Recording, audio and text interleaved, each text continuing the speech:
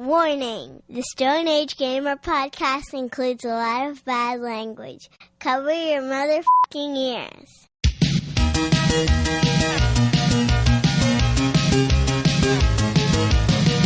Good evening and welcome to the Stone Age Gamer podcast. I'm Kris Randazzo and joining me tonight is, wearing a t-shirt with no pants, Dan Ryan. Yeah, I mean, pretty much, yeah. You know I'm right. As often as I can. Welcome to the SAG Cartoon Express, where Dan and I watch random old video game-related cartoons and discuss them for your entertainment. We're kicking off this new segment with the pilot episode for the Bubsy cartoon that never got made. What could possibly go wrong? Don your exclamation point t-shirt because the Stone Age Gamer podcast starts now.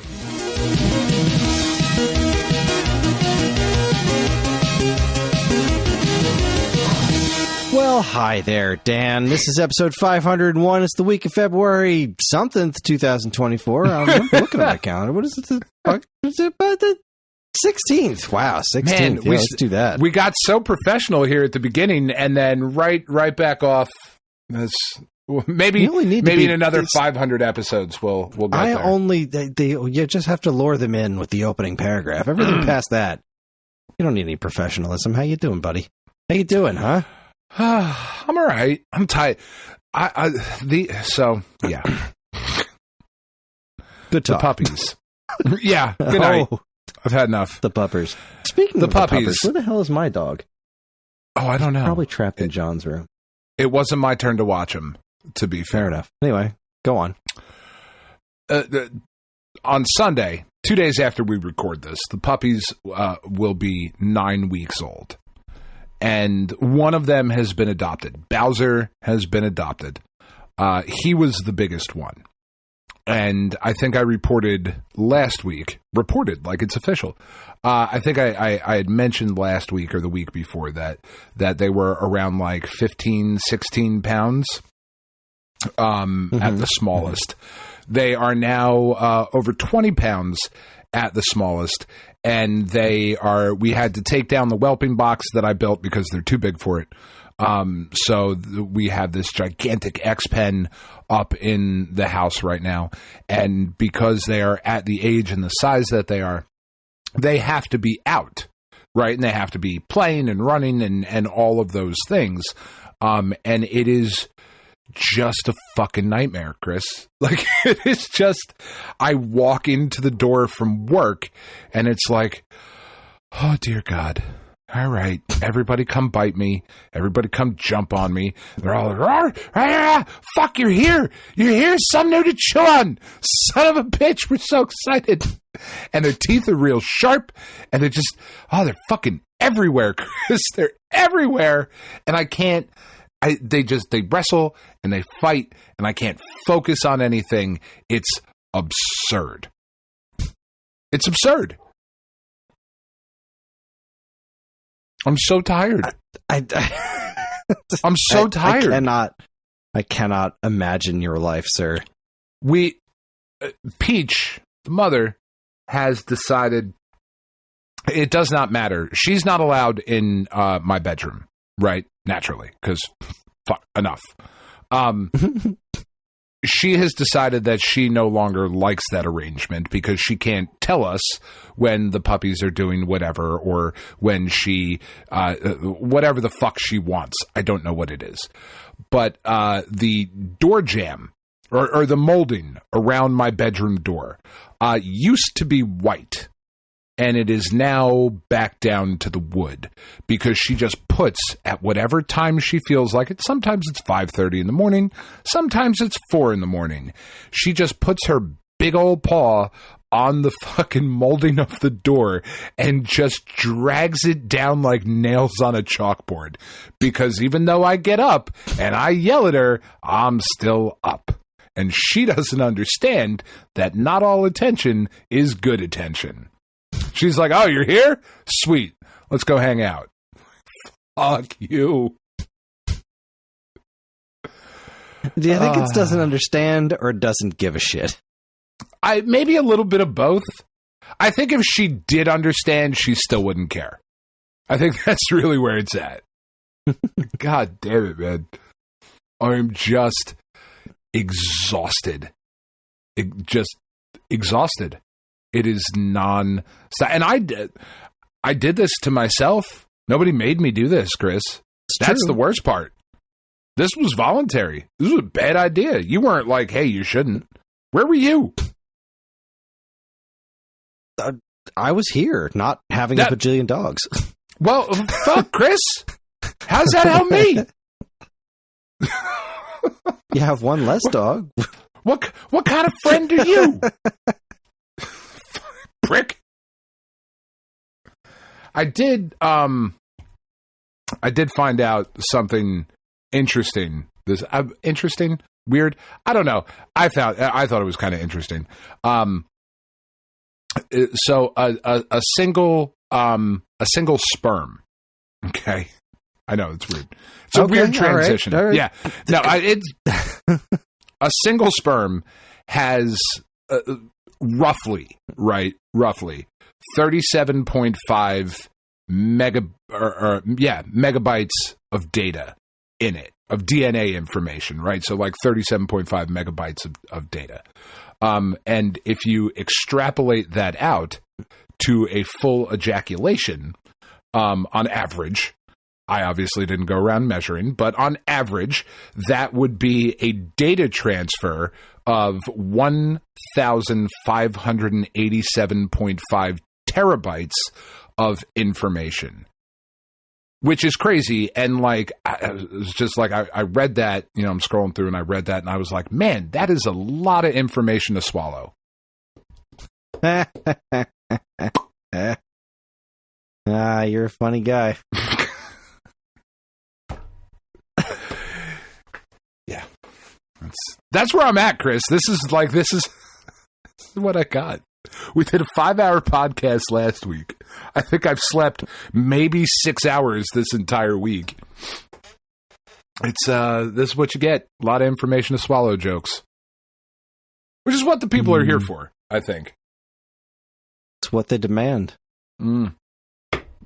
How you doing? I'm doing okay. Ellie was home sick yesterday. A bunch of kids in her class were out. There's something going around, but she went back to school today. John's been talking a lot about wanting to watch Godzilla destroy stuff, and so we wound up watching at your recommendation Godzilla Final Wars, which was fucking terrible in the best way possible. Yeah, it really is. It's a bad movie, but it's fucking great. It's so great.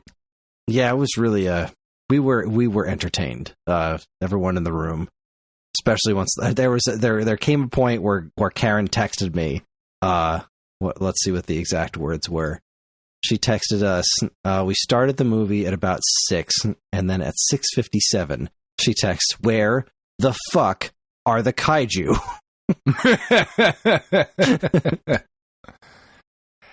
And then shortly thereafter, they did show up, and then the rest of the movie was just delightful. All of them stupidity. show up. Yes, all of them. It's brilliant. It's brilliant. I love it. That was a good time. I also did a fun experiment with pizza tonight. I had a new pie that I hadn't had before. Godzilla pizza. It was a barbecue Hawaiian. Okay. So we like Hawaiian, and I was talking to my friend Joe, who also makes pizza on a weekly basis, and we were like farting around with the idea of a barbecue Hawaiian, because I thought that's what he said. It was like a typo or something. And so I was like, a barbecue Hawaiian. So we're thinking, what? Replace the regular pizza sauce with barbecue sauce, grill the pineapple, and then he recommended red onions diced, and then he recommended instead of regular ham or bacon to do Canadian bacon. So I did that. I did most of a package of Canadian bacon, diced that. I think I went a little bit too heavy on the barbecue sauce, but all in all, it was a successful experiment. It was pretty tasty. What type of barbecue sauce? Did you go like a sweeter sauce or? Yeah, Sweet Baby Ray's honey. Okay. Honey barbecue sauce. It's the barbecue sauce we had in the house at the time. It wasn't like a special barbecue sauce. You were just like, this is what I got. Yeah, this is what I got. I'm a big fan of Right. Sweet Baby Race. Hey, look, there's Oh, Hopper. He just showed up. How's it going, Love- buddy? You doing all right over Love there? Sweet Baby Ray's. You being a dog? He's just being a dog. He's doing a good job. Dogging about the place. Yep. Just dogging around. Getting ready to find his spot on the couch. Join me for the podcast. Share his thoughts when he's ready. Good boy. That's right. I'm interested to hear what Hopper has to say about the rumored PlayStation games coming to Xbox. I feel like his Hopper, insight is what do going you to be invaluable, honestly. What do you think, buddy?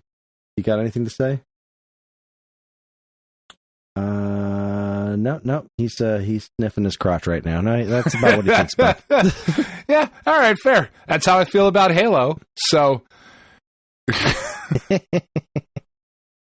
very crotch sniffy. Oh boy, yeah, we will definitely get to that. I know we will. I know. I'm just fucking around. Did you play anything? Have you played any of the old video games?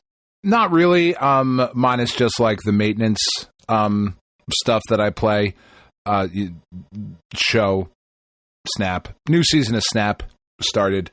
They did so.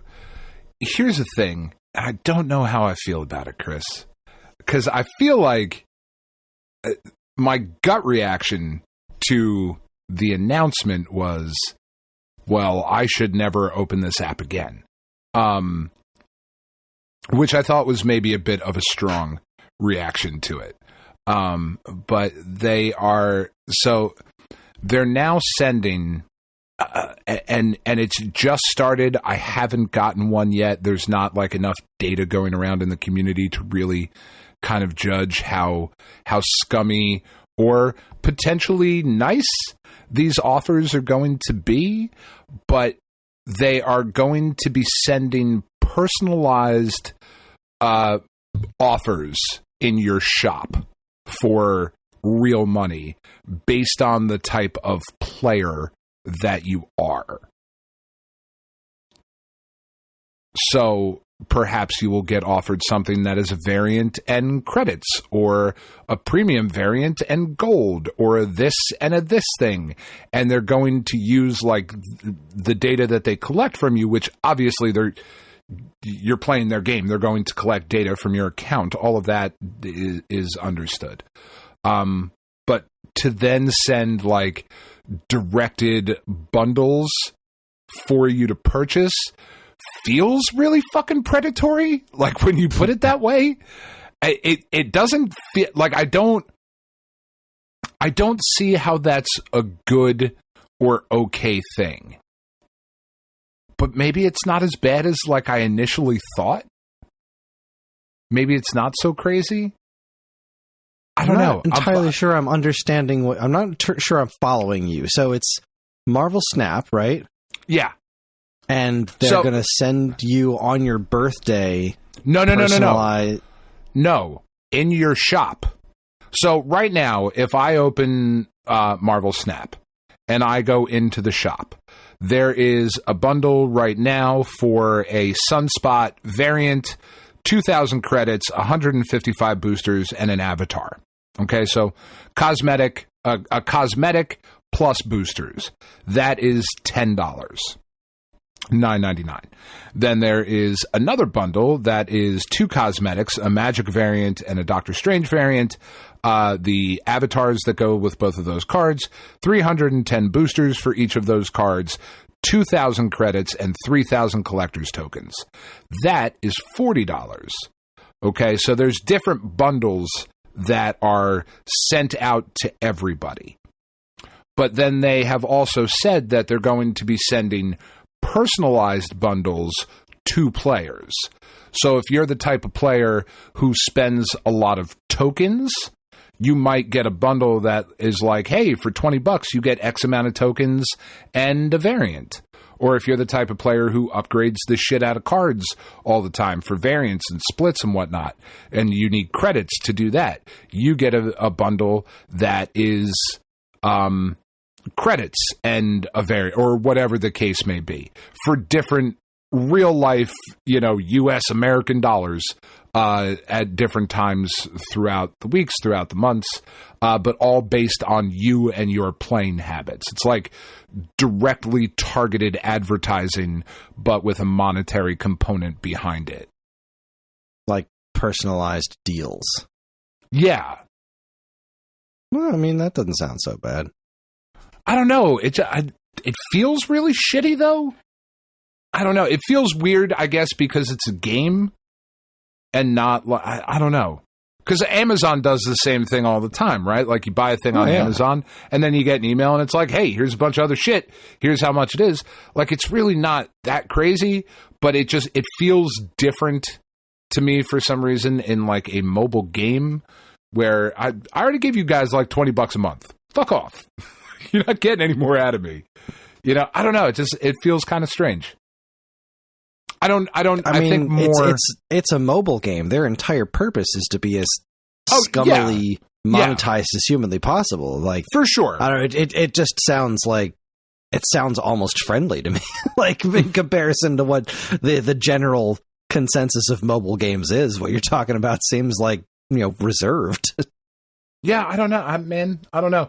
I think the idea that there is a mobile game that is scrubbing your data to the point where they are sending you personalized offers versus just the general offers that are sold regardless, that kind of expected scummy thing. I don't know. I've never encountered something like that before. It just kind of gave me pause. I was like, man, I don't know. It feels kind of weird. Yeah.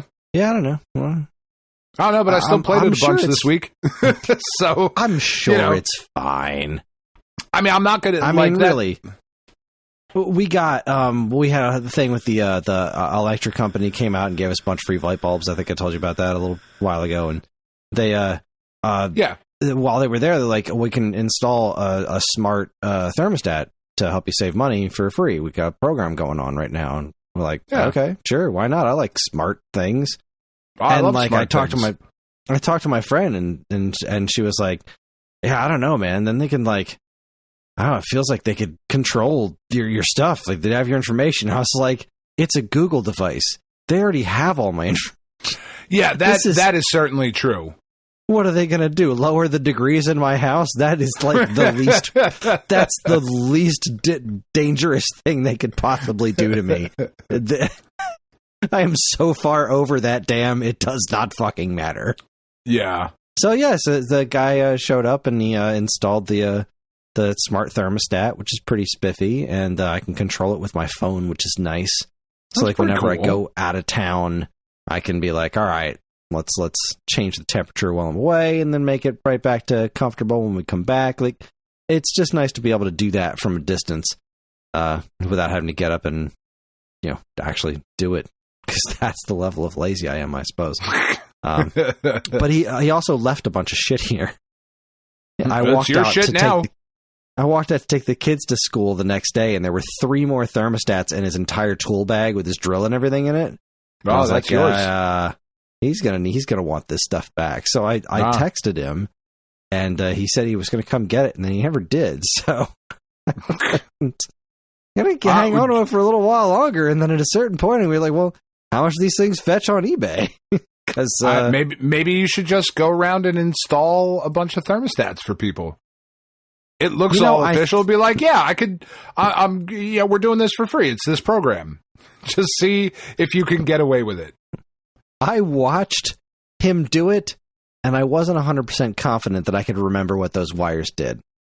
He's like, he pulled the old one off the wall, and he was like talking to me about the whole process. Like, I said, this one here is going to control your fan, and this one here is going to, this one does the heat, and then we got to make sure that this, that what kind of heater you have. And I was like, yeah, this is just like, I could get this, but I'm not paying enough attention right now. So it's ever so slightly above my pay grade, and I'm going to let you do your thing. I could get this. So hopefully he comes back over the weekend. But I don't. But other than that, I haven't been playing much. Daily Dadish is over. We did it. 365 days. Over. Well, until the 29th, because this is leap year, so there's an extra day this year. So there'll be a unique level on February 29th. and then I will have seen everything that Daily Dadish has to offer. I was going to continue for a little while, because I did it the next day after it ended, and you go there and all my medals are there, so it's like, it's done. I've already gotten the star, but then I played the level just casually, and it was such a reminder of how much more I like Dadish when I'm not trying to speedrun. When you're not just rushing through. Right. Gotta go fast, gotta go fast. You gotta get the star, and the only way to get the star is to play it unreasonably fast. But then I was like, I just stopped and like waited for every trap and just waited on the timing. It's like, I so prefer this nice casual pace for Dadish. I really cannot wait for the theoretical Dadish 4 to come along and just bring me a more traditional Dadish experience. Is it happening?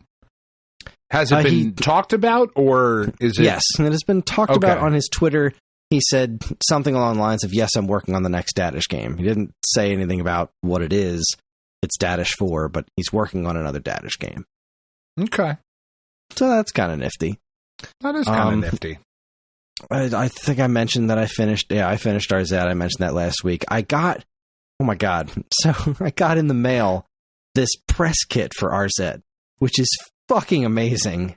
I cannot believe how cool this is. Absurd.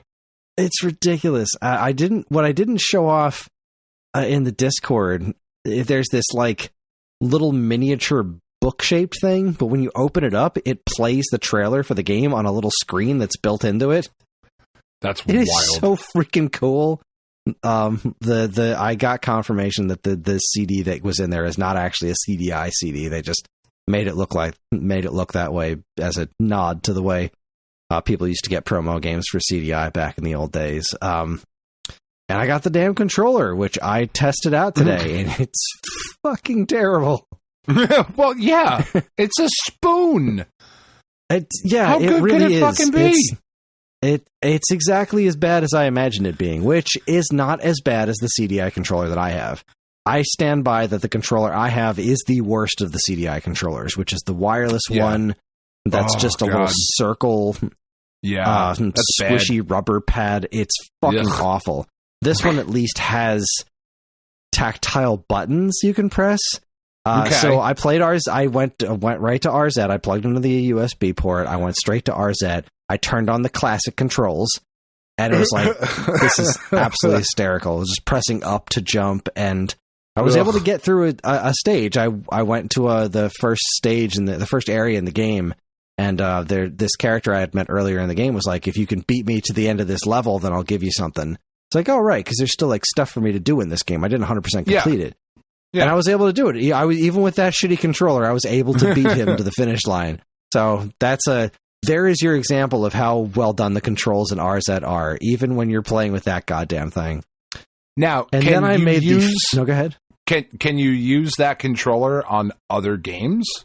Anything you want. The Switch recognizes it as a Pro controller. Oh my god, that's amazing. So I booted up Super Mario Brothers to see how far I could get. I was going to say, you need to beat Super Mario Brothers with the CDI controller. It's going to be a challenge. Or are you even a real gamer?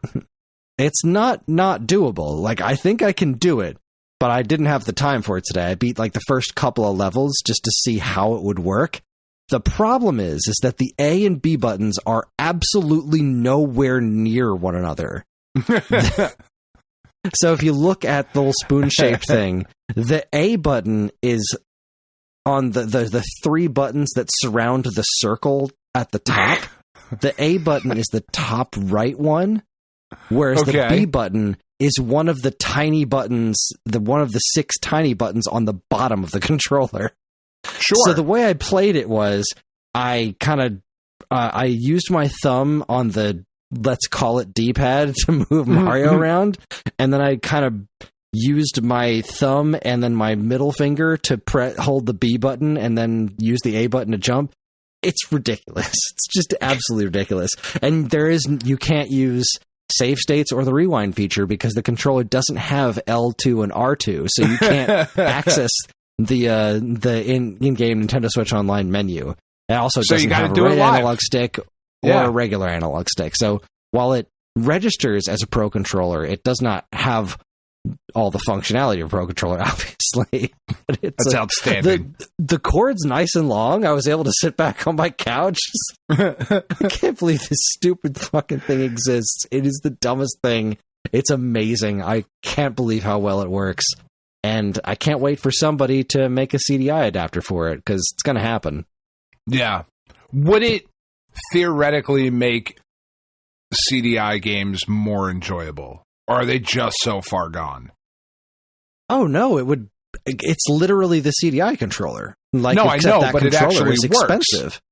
Yeah. Well, it works. So does the old one. The old this kind of controller, not the one that I have with the rubbery thing, because this one was all hard plastic buttons. So it functions exactly the same as that old one. It's just that this is new. It's like those new 2600 joysticks. It's like, well, here's that old thing, but new. Hooray.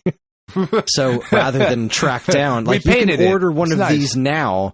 You can order one of these for like $35, I think, whereas actually finding an original one for CDI on eBay is like twice that at least. So it's a nice way of getting your hands on that shaped controller if you're a fucking lunatic and you actually want it, because if that's some torture, you definitely shouldn't. You really but if shouldn't. You would like to put yourself through that particular brand of hell, feel free.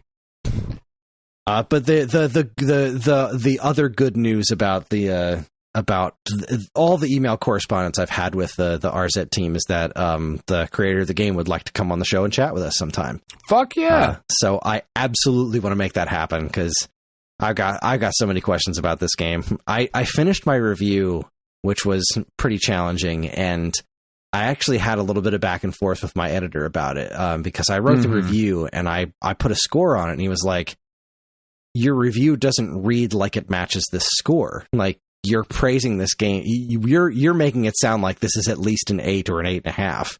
And I scored it a 7.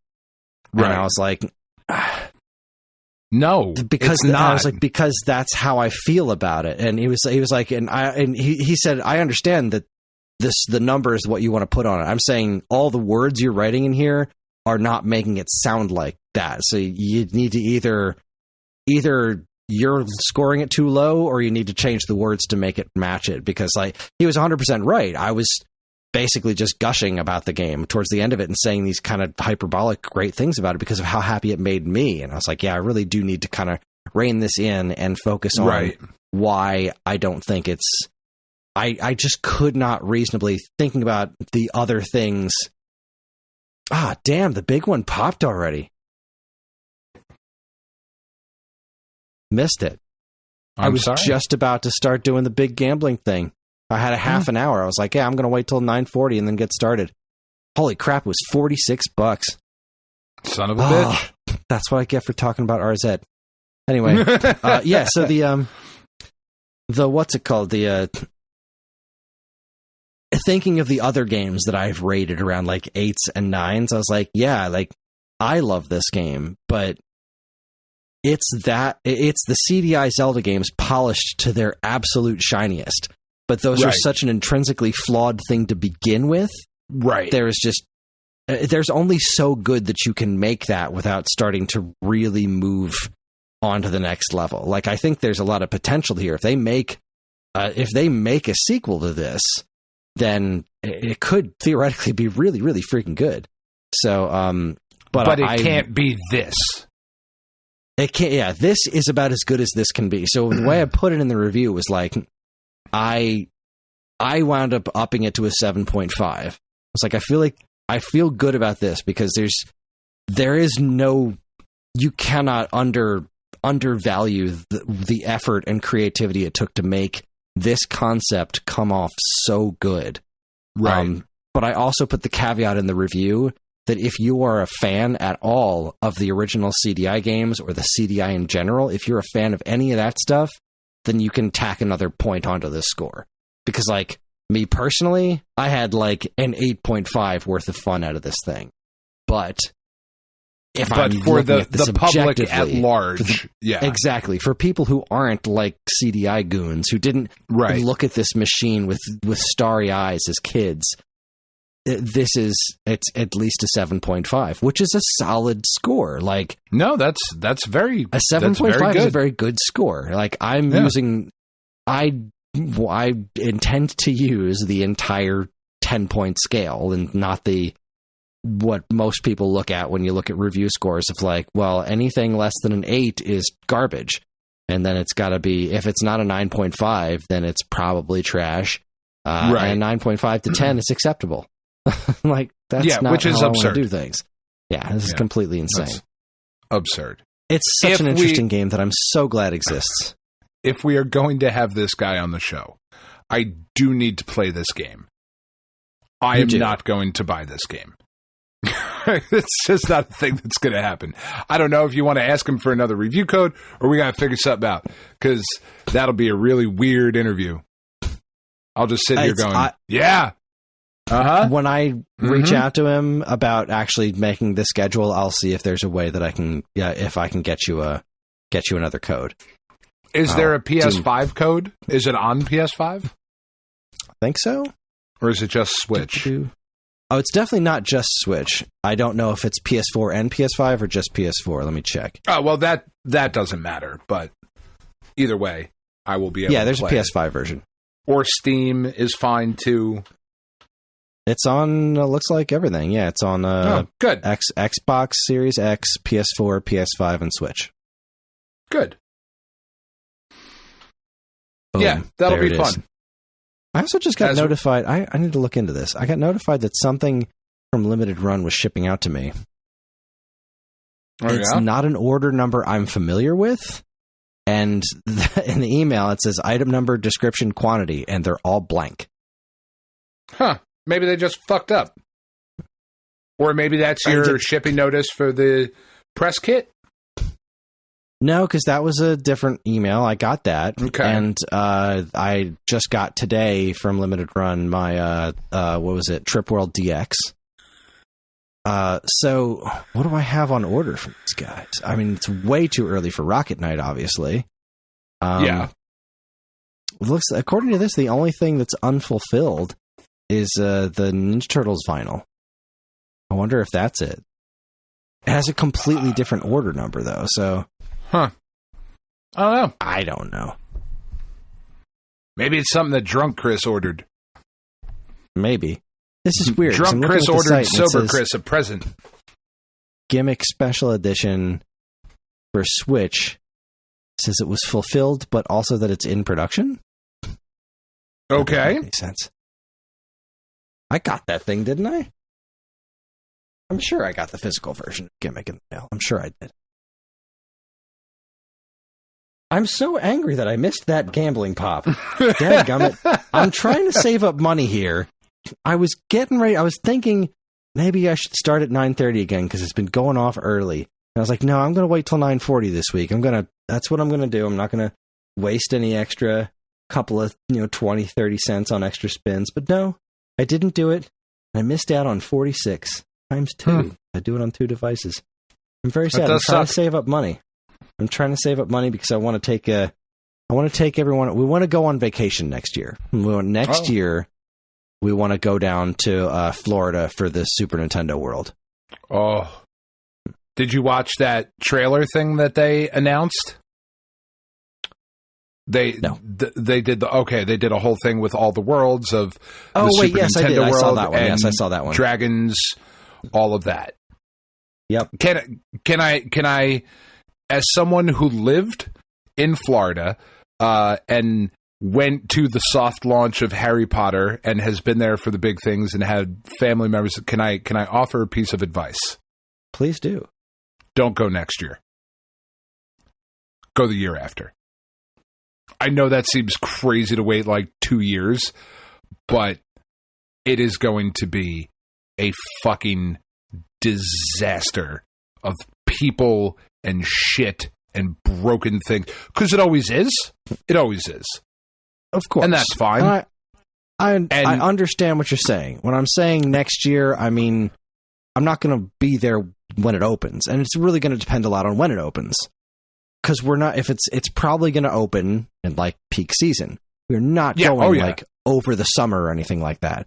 we're going to go whenever it's off season. The goal is next year, but if it's got to be like early 2026, then that's what it is.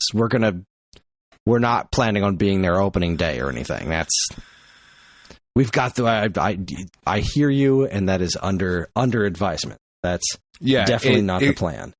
The amount of times that, because like it always felt super shitty. Like I always felt real bad about it, because we used to go legitimately. We would go to Disney World, just to watch the fireworks at the end of the night.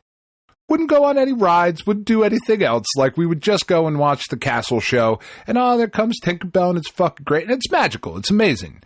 But we're sitting there, with our 1-year-old, 1.5-year-old children who don't fucking remember any of it. And me and Tiff are there, and we're just sitting there, and there are people around us that have saved their entire lives to do this one time. Like, this is it. This is the big, we spent $90,000 to fucking come down here. We're a fucking crazy number, And like, I always just felt real shitty about it, because there were times like when the Harry Potter thing first opened, we were there before it opened to the public. Like, we went to a soft launch event, and like half the shit was broken, and there were lines and waiting time. It was a fucking miserable experience. It was miserable. It sucked. And then we went about a year later, after it had been open for a while, and it was fucking incredible. The Harry Potter world at Islands of Adventure is one of the coolest things I've ever seen. It's still not the Spider-Man ride, which is the fucking coolest thing. I love that thing so goddamn much. But yeah, like it's just that first year is nuts. And I always felt so bad for the people that had spent all of their money to get this bummed out experience. And I was like, yeah, I'll just come back for free in a couple months. That sucks for you. Like, you know what I mean? Like, I always felt shitty about it, but yeah, like because I'm now kind of not in that line. position. That's I don't go for free anymore. Yeah. John is 10.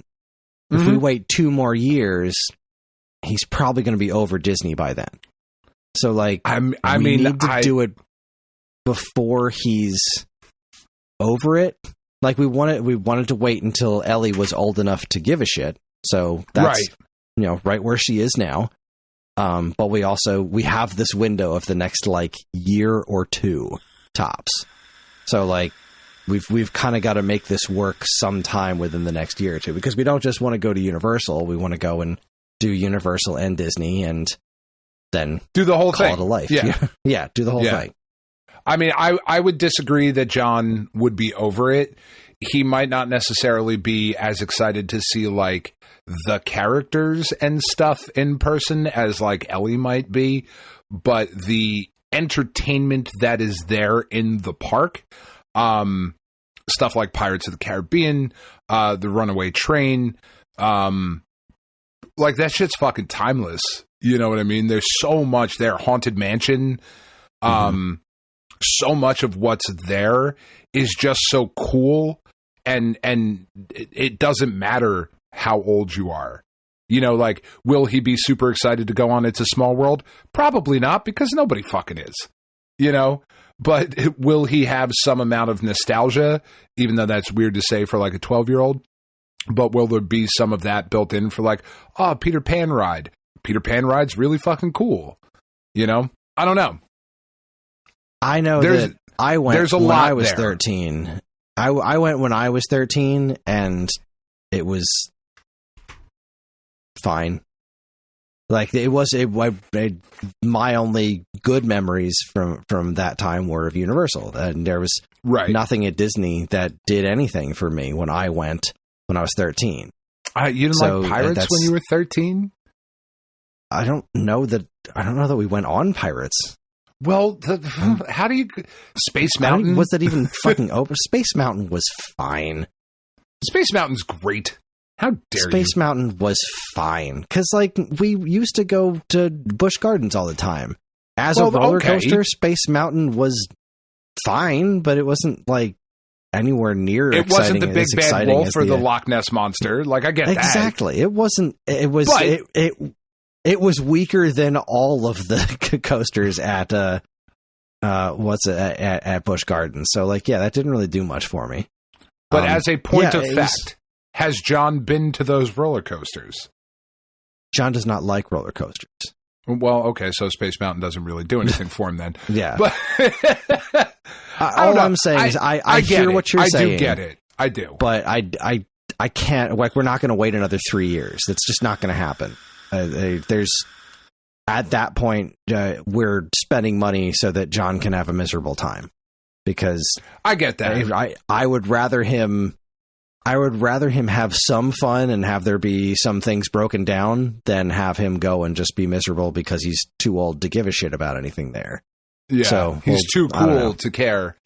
It's so funny that you're saying, like, John is going to be too old, because we watched that trailer that they put up where they showed all the new worlds and all of that stuff at Islands of Adventure and this new whatever the fuck they're calling it. And as soon as the How to Train Your Dragon thing came on, legitimately, both of my kids started crying. Because that was like their whole childhood was How to Train Your Dragon. They fucking love that property so much. And they saw that there was going to be a world, and they remember, because we took them when they were like 8 down to Disney, and we did the Islands of Adventure, and we did Disney World and all of that.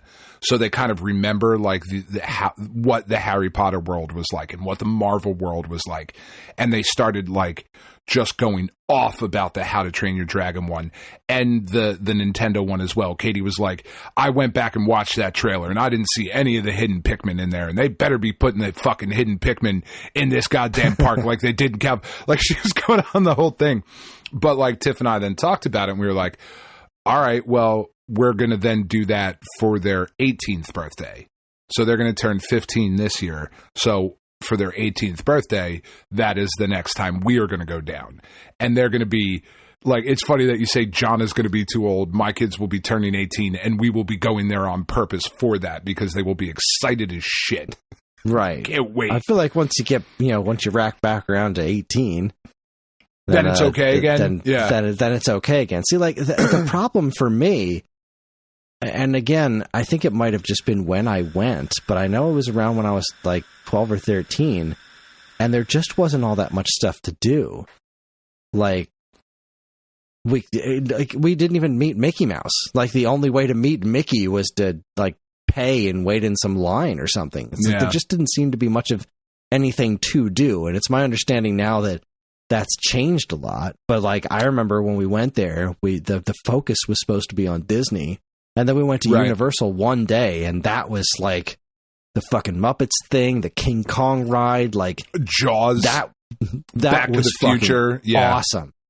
Yeah. Oh, like the Back to the Future. I hadn't even seen the Back to the Future movies, and I loved that ride. That ride was so fucking cool. So it's really good now, even though it's The Simpsons. It's still really good. I imagine that, like, I think that this next year or so is the time that we are going to be able to do that and get the most out of it. Yeah. So that's fair. Fingers crossed. This will be their third opening of Nintendo World. So, they have that going for them.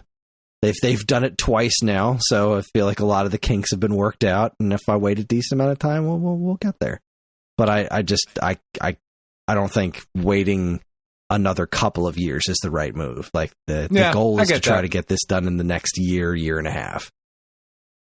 And find off period. Yeah. Gotta go off November. Yeah. Historically, November has been the time to go, like, the week before Thanksgiving, because you get a lot of people that usually come in for, like, the Thanksgiving parades, and they start to make the holiday out of it. But I always found, like, the last week of October to, like, the first 2 weeks in November, for the 6 years that I lived down there anyway and was going to the park frequently, to all of them, you would go at that time, and it'd be like a 5-minute wait for a ride. Even the most popular, biggest, flashiest thing. Like, we would go and be able to get on the Hogwarts Castle thing, Journey into Mystery, I think it's called, which might not be what it's called at all, but the big Harry Potter thing. That sounds like Thor. Yeah, yeah. Well, maybe that's what it is. But the big Harry Potter ride that's super fucking cool and is just this amazing experience. The first time we went, we stood in line for 4.5 hours to get on it. And then we went back like 6 months later in November and went on it like 5 times in one day, you know, because it's legitimately that good, but also there was nobody there. Yeah, my friend is there now. I'm curious what she's going to have to say when she gets back. I have a lot of questions for her when she returns. Like, what's it like in February?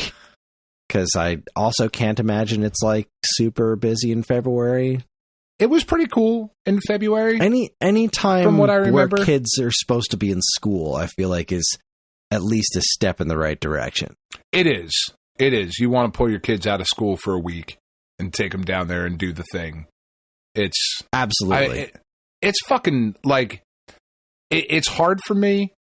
And Tiff and I were just talking about this because we just watched or we just bought. I posted it to the vinyl Discord. Tiff bought her first vinyl, and it was the Disney 100 alternative track listing that they sold at Walmart or whatever, and it had her favorite Hercules song on it, and it had Cruella de Vil from 101 Dalmatians, and all these great songs. And it remains very, very difficult for me personally to be as into it as I want to be, or should be is the wrong word, but because it's so closely associated with my mother. She was the Disney person and just obsessed, and like bought a rental house in Florida so that they could rent it out to other people, and like all of these, like a lot of what has led to the lack of relationship that I have with that side of my family now goes back to my mother's pig-headed obsession with going down to Disney and working for them. And when we took the girls down there, even though we were having this amazing time and, we're getting the kids a Dole Whip and we're doing the fucking Jungle Cruise and everybody's having a blast, every time we went into a store, I was looking to see if Debbie was there. Cause it's like, fuck, like what do we do if Tiff and I, who still look like Tiff and I, like my mom had not seen the girls at that point, but like if we walk into a store and Debbie's over there and she sees us, like what the fuck do we do? So even that part of it was like tainted. But all of that is to say, it's a fucking magical place and I love being there. Like I really honestly do, even as a 40-something-year-old man, like just the idea of like, yeah, I could fucking go to Disney. That'd be fucking great. I'll get a Dole Whip, go to the Enchanted Tiki Room, watch the fucking show. It'll be amazing. I can't wait. I want to do it again. It's weird. I would very much like to go and have a good time. And we haven't been on a family vacation ever. So that's the last one we took was down there. And we got like having the kids get on the Jurassic Park ride, which is an old school log flume. And that was like their favorite thing that we did while we were there. And Katie, who doesn't like heights and roller coasters and all of these things, can we go on again? Can we go on again? That was so cool. That was so much fun. Let's look at the picture that they took of us all going, as you fucking coming down the thing. It was great. Yeah, that's what I'm looking for. I'm excited. They're rebranding the fucking Thunder Mountain, or not Thunder Mountain, Splash Mountain. They're taking away Brer Fox and Brer Rabbit and all that whole honestly racist where it comes from story, and they're rebranding that all as Princess and the Frog, which I'm super excited to see. That movie's fucking dope. Did they not do that already? I thought that was. I don't think it's open yet. I think they closed it to the pandemic kind of slowed some of that shit down. I think they closed it a little while ago to revamp it, and add the new animatronics and all the lighting and all the stuff that is going to go into it. I am going to miss Brer Fox and Brer Bear, Brer Rabbit. Love them. Anyway. Well, they had a good run. They did. They had a good, kind of racist run. It's Dean's favorite ride. I know, we've talked about that. He's a big fan. Boy, I don't even remember what we were talking about before that. I don't know. Let's see. I've been slowly chipping away at the Vampire Survivor story mode stuff, which is great. I tried the Mario vs. Donkey Kong demo. It is, in fact, Mario vs. Donkey Kong. It is 100% as advertised? It is that game, except prettier. That's good. Neat. Yeah, I'm into that. But the most interesting thing I've been playing is Metal Gear 2.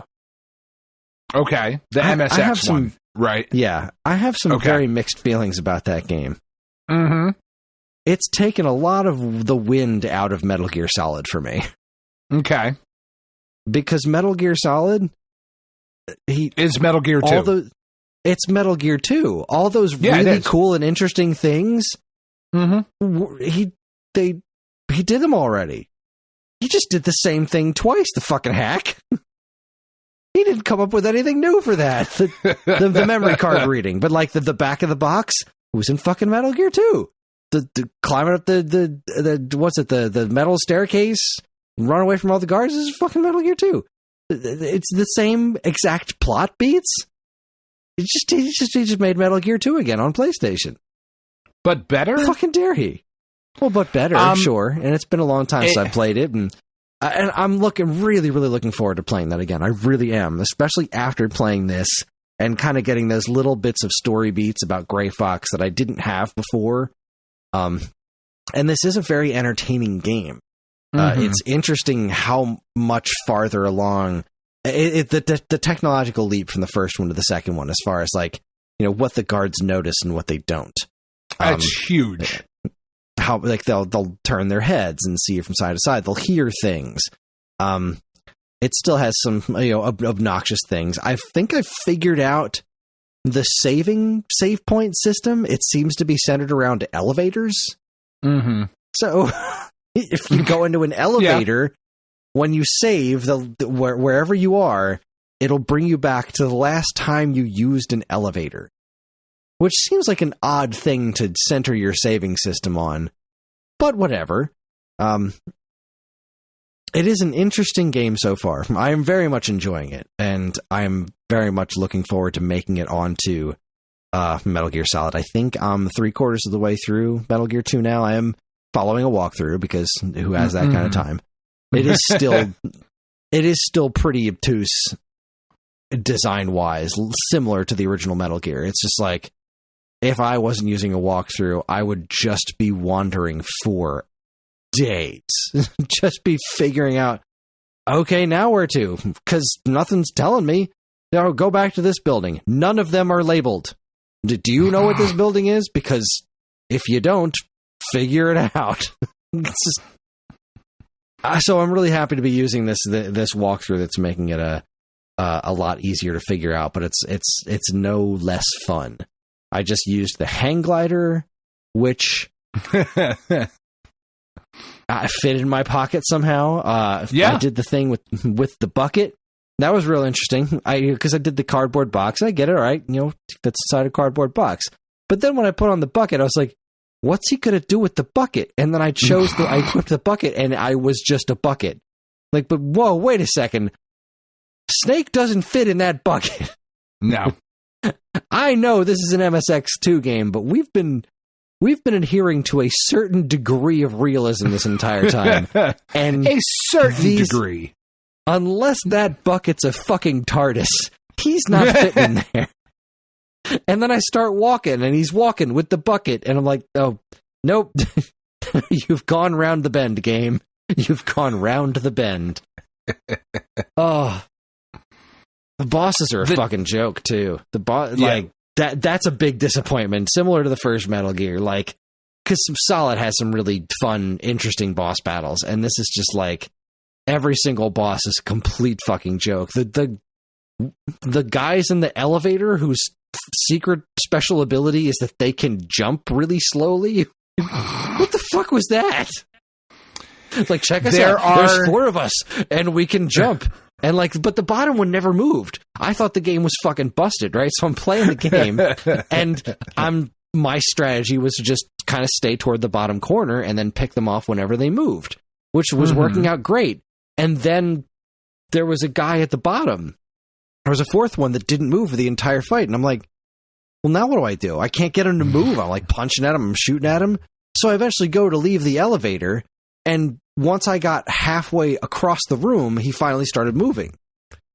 So when you get into the elevator, they tell you that their whole thing is they're masters of close quarters combat, but they refuse to go anywhere near you. Well, because they want to give you a chance. That's very kind of them if you think about it. I guess that is certainly one way of looking at things. Ew, there's all kinds of shit floating around in my water. Damn it, I'm thirsty, and I don't want to drink that water because it's got stuff floating around. Nonsense, I say. The nice thing about Metal Gear Solid is that you played Solid first, right? So Solid itself was not... You didn't have that experience going into it, right? Yeah, my experience was Metal Gear NES, maybe a few minutes of Snake's Revenge, and then Solid. So you got to appreciate Solid for what it is. Fucking awesome. What a callback to that random dude I saved in the beginning of Metal Gear. That was awesome. No. It was a whole thing. Yeah. No, yeah. It's awesome. It is awesome. And I was trying to explain this to... Love Kojima. I was explaining this to Karen when I was playing it. She's like, I have a lot of questions about this game. It's like, this is an interesting experience because I'm the only one in this collection of the 3 remaining ones past this I haven't finished is 3. Because 3 was 2 was where we started to tell just how far Kojima was up his own ass. And 3 took things considerably farther. So, and I haven't played past 3. I don't imagine I'm ever going to, but who the hell knows, right? Maybe I will wind up having to play them for review.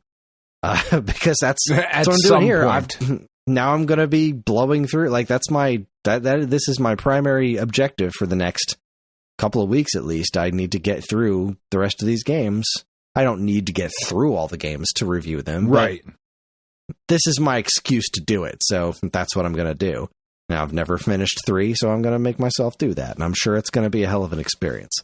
I fucking love that game. I'm so excited for that remake. Even though I know Kojima has nothing to do with it, I'm really excited to see where they go with it.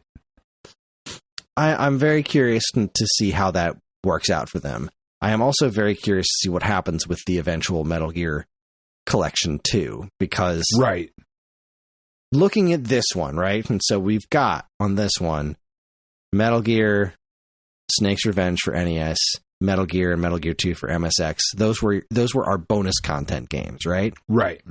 So what's the bonus content games for the next one? I have to imagine games, like Acid? The Metal Gear Acid 1 and 2, because the other PSP games are like they're like part of it, they're real Peace parts Walker of the story. Exactly.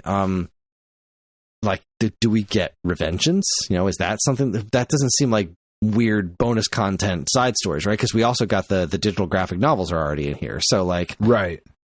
Document of Metal Gear Solid 2, the Game Boy Color game, Acid 1 and 2. Like, what else could there that's what I'm thinking. Be? Yeah. Because that's Metal Gear Gaiden. That's what the Game Boy Color one is. Is that what it's called? I don't know what it's called in Japan. In North America, it's just called Metal Gear Solid. In Europe, I think it's called Metal Gear Ghost Babel. Oh, okay. The hell am I thinking? Oh, I'm thinking of Resident Evil Gaiden, right? Resident Evil Gaiden was the Game Boy Color game, yeah. Okay. Metal Gear... Oh, it was released in Japan as Ghost Babel, and Metal Gear Solid in North America, and I think it was also Ghost Babel in the UK. I would really like to play that one on a TV. I have not touched that game in a long time, but what an incredibly ambitious game that was. I couldn't believe that when it came out. I was so thrilled. I bought that the day it came out, and I played like an hour or two of it and was like, This is fucking wild. This is nuts. Companies really did some crazy shit on those Game Boy consoles. They really did. Think back to that Tony Hawk 2 on Game Boy Advance. Like, you fucking Looney Tunes, man. You're out of your minds. You made this shit work. Guitar Hero for DS. Like, what's wrong with you? Why are you this clever? Does it work? Why does it work? Why is it so goddamn good? Yeah. Oh, boy. All right, it's time to move on to week-old news. Week-old news. First up in week-old news, I would like to finish this off with you giving me a little wind-up on State of Play, since we didn't get to talk about that last week. That's right. Oh, okay, yeah. Yeah. So let's go down. Look up what the hell they showed so I can remember. My first story comes to us via Go Nintendo. Sega says Sonic Superstar sales were sluggish. Sonic sales down year on year. I can't say that I'm terribly surprised since you released your new 2D Sonic game against Super Mario Brothers. Against the new Mario? Yeah. It seemed like a really silly idea, but good, by all means, you do you. Let's see. Superstars, which met with, quote, sluggish sales during the holiday season. It's a year-over-year downward trend for the Sonic franchise, which sold 6.75 units during the same quarter in 2023 versus 5.05 million this fiscal quarter. So, a little downward trend for Sonic there, which, again, not terribly surprising considering you've annualized the Sonic franchise and then you went up against a new Mario game. Not the best plan. Really appreciate them making Sonic games something a little bit more special. Something to look forward to that's a little bit less common. I understand. You gotta get that cash. You gotta get that money in the bank. But sure, I think it would behoove Sega to try and. It's reminding me of the Pokemon problem, like that. There's just so much of it. Do fewer games, but do them better. Which is what Nintendo does with Mario. They don't make Mario games every year. And then Super Mario Bros. Wonder comes out and has crazy good sales and is an incredibly polished game. And, well, look at that. That all worked out really well. Do that with Sonic. There is no reason that brand, that franchise, can't be as revered as the Mario franchise. You've just got to put in the time. You've got the core. You got the makings, my friends. Just take the time to make sure it's all right. Just be better. Just be better. Next up from... actually, there was something else that was similar to that. Sega was warning about... I'll see if I can find that. I meant to write that one down, and I thought that Sonic article was going to have something related to it in there, but it didn't. But there was a headline about Sega warning about... That was the Sonic Superstars article. Where's this other one? So only take me a moment. It should be toward the top of my feed. Here, sir or madam. Depending. Nope. I can't find it. Doesn't matter. Nope. Sega's not doing financially spectacular is really what the headline boiled down to. They worded it in a really weird way that was like, this is a strange thing to say. I don't know how I feel about this. Okay, Sega issues financial warning after sluggish sales of Sonic Superstars, Endless Dungeon, and Total War Pharaoh. Sega has issued... This is coming from IGN. Sega has issued a financial warning after what it's called... What does that mean, a financial warning? Reporting its financial performance for the 9-month period ending December 2023, Sega said it has revised its sales and profit forecast down, mainly due to weak sales of new games released during the third quarter of the financial year. Yeah. I don't know. I'm super excited about all that new shit they got coming out. Yes, indeed, like, it's the most excited I've been about Sega in decades. It's all theoretically in development for whatever the next Switch is, so more fuel to that fire. But anyway, moving on, another story from IGN here. We have Atari is making a celebrity game show focused on its own brand. Okay. Yeah, I love Atari. I love game shows. I love game shows. I don't know what they're doing here, but you know what? I hope it's fun. I hope it turns out into... let's see. The quote from the article says, "We're beyond excited to partner with Atari to bring you the ultimate celebrity game show with all the drama, comedy, and nostalgia that comes with it." Bloomfield said in the press release, "This show celebrates the history of gaming, the culture of entertainment, and the joy of competing like we're kids. It's one the whole family won't want to miss." I don't know what that means. No, I don't either. We watch a lot of the British panel shows, like the celebrity quizzes and Taskmaster and all of those different things. Tiff is just obsessed with them, which I don't blame her. They're really fucking cool. But the idea of doing one of those, like, for Atari sounds pretty neat.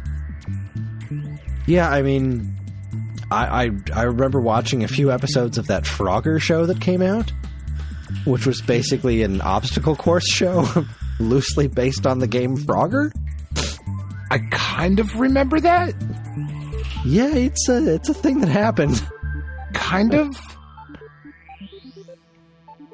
Yeah, weird. That's a weird thing. Yeah, all right. Anyway, moving on. This article comes to us via Push Square. Microsoft's recent layoffs contradict Activision Blizzard buyout pledges, says FTC. So, surprising, people. Literally no one. There was 1,900 Activision Blizzard layoffs, which we talked about on the show, and apparently that is... Microsoft lawyers responded to yesterday's letter from the FTC, recent job cuts at Activision Blizzard saying Activision was ready, blah, blah, blah, blah, blah. All right, let's see. Microsoft made an industry-shaking... Yeah, we all know about that. The aforementioned layoffs have affected teams within Activision Blizzard and Bethesda, as well as Microsoft. About 1,900 employees made redundant. Microsoft stated that these cuts were being made to address areas of overlap. Since the complaint was filed, blah, blah, blah, blah, blah. The FTC... Let's see. It argues that the action from Microsoft, quote, undermines the FTC's ability to order effective relief should the pending administrative proceeding result in a determination that Microsoft's acquisition of Activision violated Section 7 of the Clayton Act. In other words, if the acquisition is deemed illegal, which is still possible as the FTC is appealing against it, the layoffs prevent the FTC from helping those affected. This all sounds horrible. Yeah, I mean, are we surprised that this gigantic merger led to people losing their jobs? I mean, apparently we are. Or apparently the FTC is. I feel like we shouldn't be. I could have told you. You didn't ask me. Well, I think that kind of leads into, though, this idea of Microsoft going multi-platform, which has been making the rounds this week and whatever. Of course, they have to at this point, right? I think we talked about it, I think one of the shows in December, where Games Pass is losing them billions of dollars. Yeah, a lot of this is stemming from, I actually have a Kotaku article. There was a GameStop ad that there was promoting a demo day when folks can come in and play some games on Xbox consoles using, quote, Microsoft Game Pass. Not Xbox Game Pass, Microsoft Game Pass, which is is adding fuel to the fire that was already there from some reports of like Indiana Jones and Starfield coming to PlayStation 5, which is a whole interesting thing. Games Pass... what was it they said? That Games Pass was like, it was basically stagnating. It was like, all right, we've got all these users, but now we haven't achieved infinite growth, which is a fucking myth. Like, yay capitalism, you're never going to continue to add infinite growth forever. Like, that's just not the way money works. Right. But, the thing that I thought was interesting, at least from my perspective,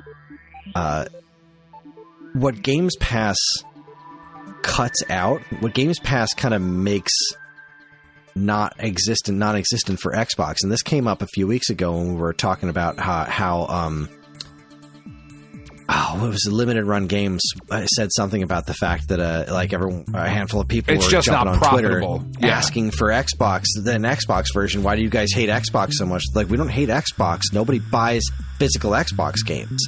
Like, it is a tiny, tiny percentage because nobody buys physical Xbox games. And I think that has everything to do with... Because that's what they've conditioned their audience to do. Exactly. It's all about Games Pass. And so why bother buying the physical one where I'm going to be able to play the game for free through Games Pass?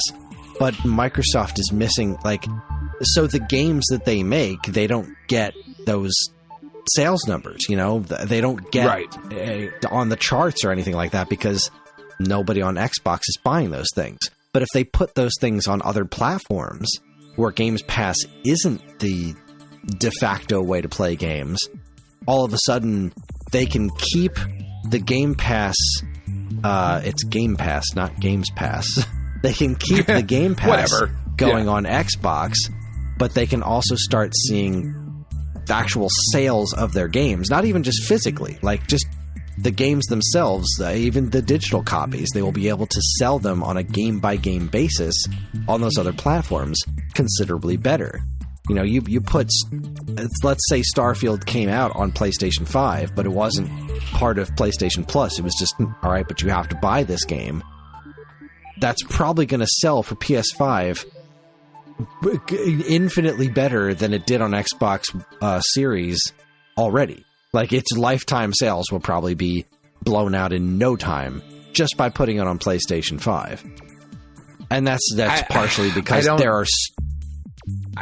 by pure numbers, there are so many more PS5s out there. Even if it sells the same percentage on PS5, it's still going to blow out what they did on Xbox numbers because of how many more PS5s there are. It's casting such a wider net just by virtue of the numbers. It would almost have to do better that way on an individual sales basis. Now, Starfield if people care. Exactly. Starfield is a strange example because it is. Who knows?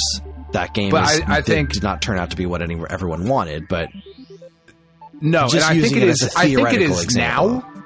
I think they've patched it, and it's much more what people thought it was going to be.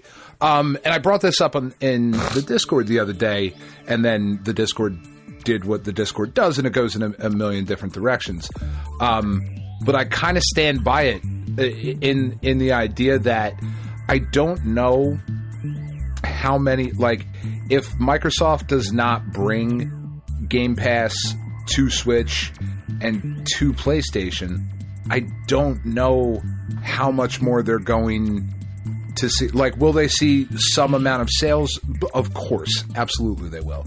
Just the novelty of having Halo on the PlayStation will get people to buy it.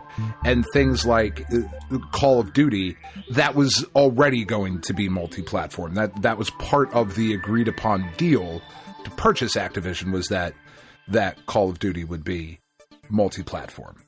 But if I wanted to, as the PlayStation guy, if I wanted to play Halo and Gears of War and Bethesda games, I would have already bought an Xbox. You know what I'm saying? Would you have, though? Yeah, if those were the games I wanted...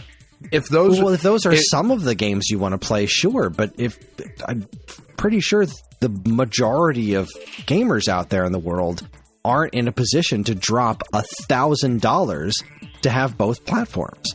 Because more people have made the decision well, I like those games, but I also want to play God of War and Spider-Man more. And PlayStation has more games that I want, so that's the platform I'm going to go to. And sure, it sucks that I'm not going to be able to play these Xbox exclusive games, but there's only a few of those as opposed to the more that are on PlayStation. So I think most people have made the decision to pick one of the platforms because they're so goddamn expensive, and just not everybody has the fair. disposable income to throw at multiple consoles. So That somebody, is fair. I mean, yeah, the assumption that everybody is going to say, like, well, you know, fuck Spider-Man, I want to play whatever the next Bethesda game is. Like, I think a lot of people looked at the value proposition and said, I understand that the system might be the ugliest thing that's ever been created on the planet Earth, and it's the size of a small Spider-Man. boat, but it plays more games that I want, so I'm going to go with that one. I think, you know, Microsoft's output right now isn't amazing, but at the same time, like, within the next couple of years, you're going to start seeing all those studios that they purchased start to make things that people are going to want on their other platforms. And I have said multiple times on this show, I think exclusivity is fucking stupid. I sell your game everywhere, like have it be console exclusive for a year. But at this point, we should be talking about the PlayStation and Xbox ports of Breath of the Wild or Tears of the Kingdom. And we should be talking about the Switch port of or the Switch 2 port, I guess would be a better thing. But the Switch 2 port of God of War and Halo. For me personally, I hate that fucking exclusivity gatekeeping shit. I don't care for it.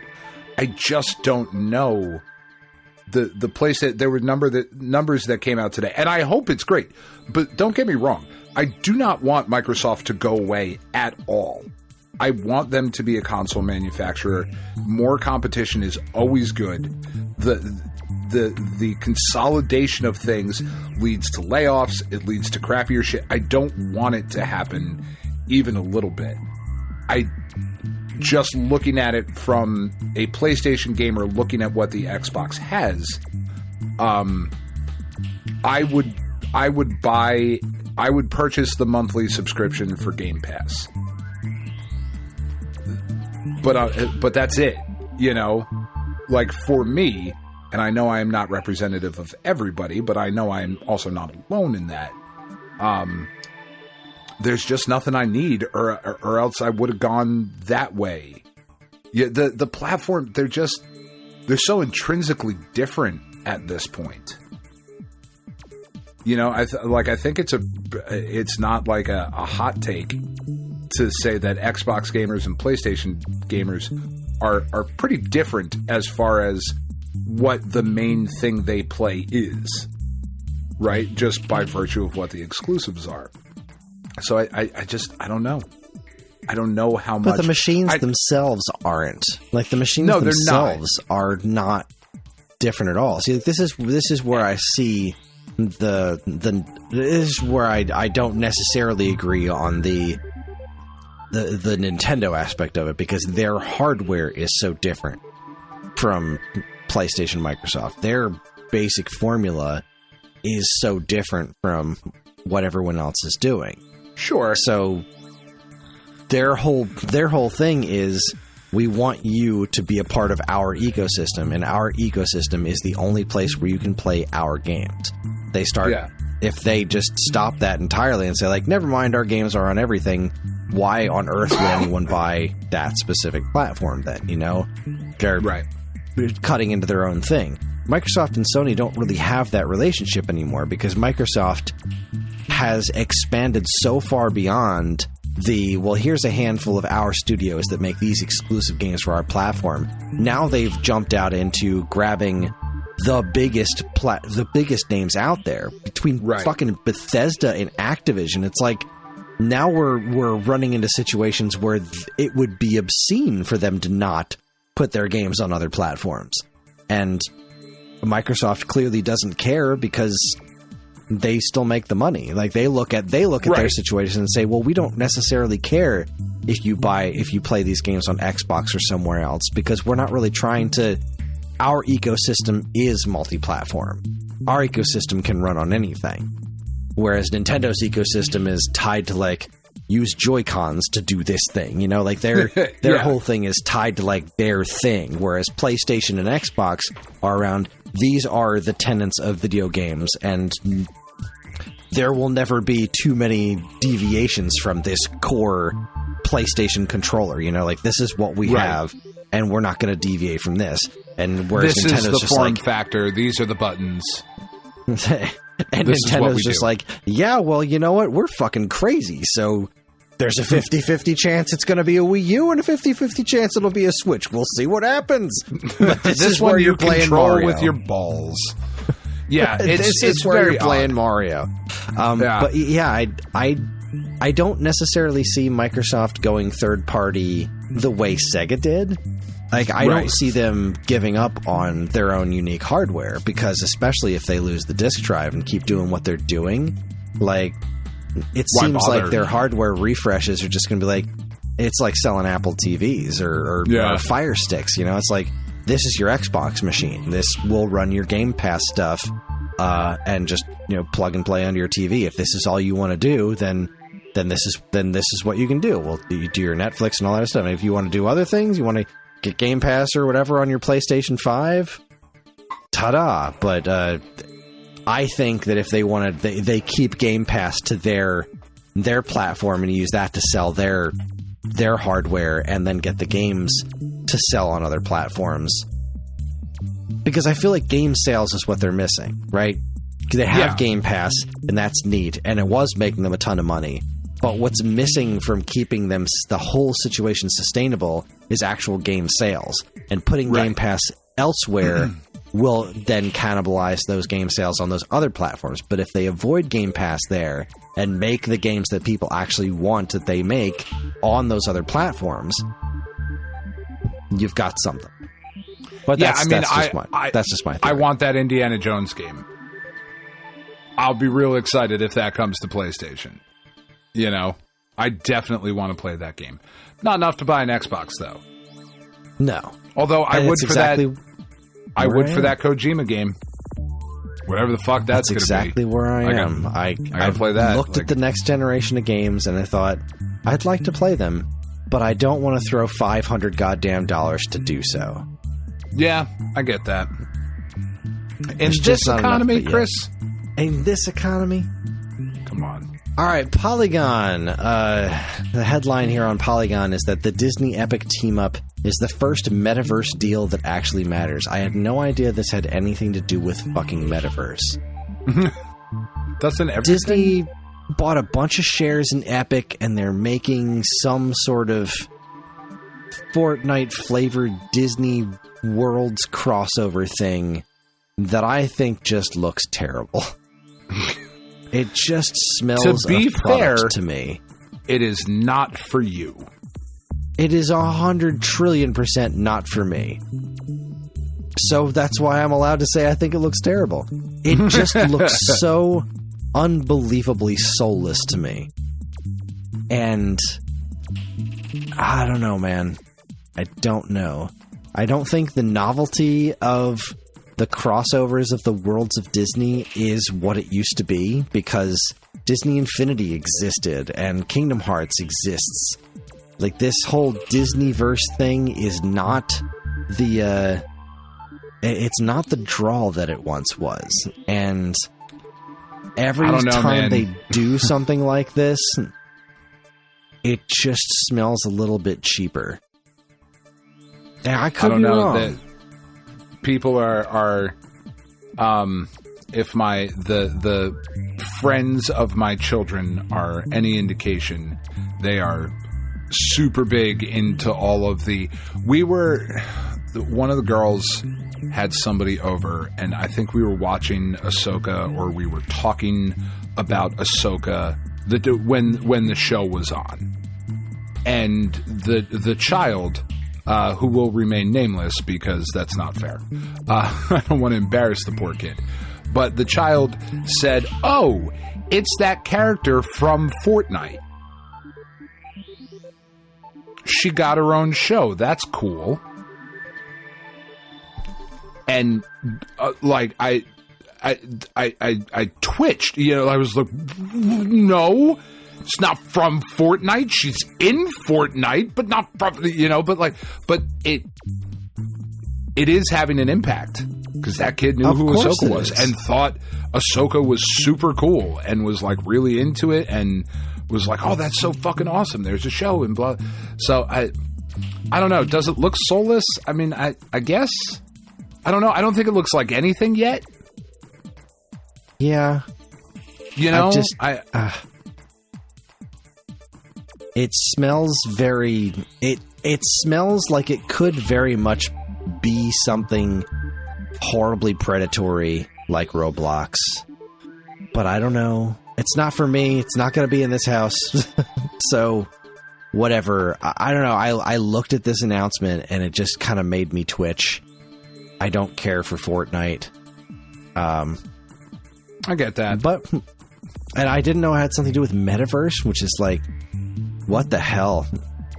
It's a virtual space where you can do a variety of activities where users are usually embodied in avatars. What concerns me is like this smells kind of like the NFT stuff. It smells like one of these things. It's like, we've made this technology. It doesn't actually do anything of value, but we're going to keep saying it does as vaguely as possible until we make a lot of money off of it. Right. And it just makes me uncomfortable. I could be very wrong. I frequently am. But it's one of those things that I look at and say... I think you might be on this one. I don't think it's for me. I don't think you're wrong about that part.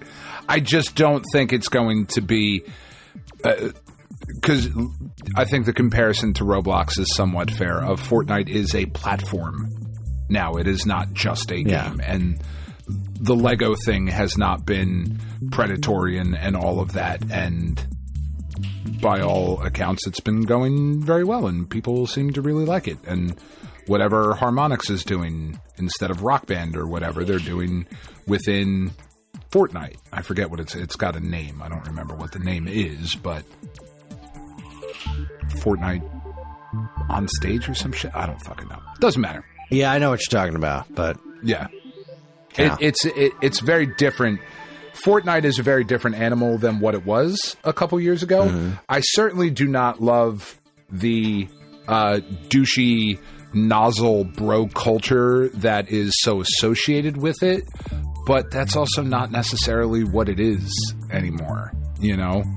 A couple of fucking D-bag YouTubers. Guy bro. Shut up. You know, like it's... But again, it's not for us. And I think Disney ultimately ended up purchasing like less than 5% of Epic with their $1 billion... Like it was still no percentage whatsoever. Yeah, it was still nothing compared to the bajillions of dollars they have, so... Yeah. Anyway, trucking on to other horrible things. Microsoft's Xbox layoffs hit Crash Bandicoot and Spyro developer Toys for Bob. This poor company. Yeah. I've been hearing so many bad things about this company for so long. Because, like, they made the Crash and Sane trilogy, and I'm not a fan... But there's no denying that game made a bajillion dollars. That sold so obscenely well. And was well done. And then sold so well again when it launched on Switch. Like, it sold just obscene numbers for PlayStation. Yeah. And then they did it again on Switch, and it sold insanely again. And then they did Crash 4, which reviewed extremely well. And then they were like, never mind, you guys work on Call of Duty now because we need more teams on Call of Duty, and I'm sure you'll be able to do something fun with your lives someday. And now they're hit by a ton of fucking layoffs, and it's just fucking gross. It's gross. It's just gross. It sucks. Yeah. Meanwhile... Fuck those guys.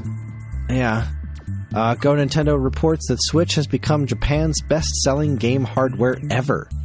Which I didn't realize was a thing.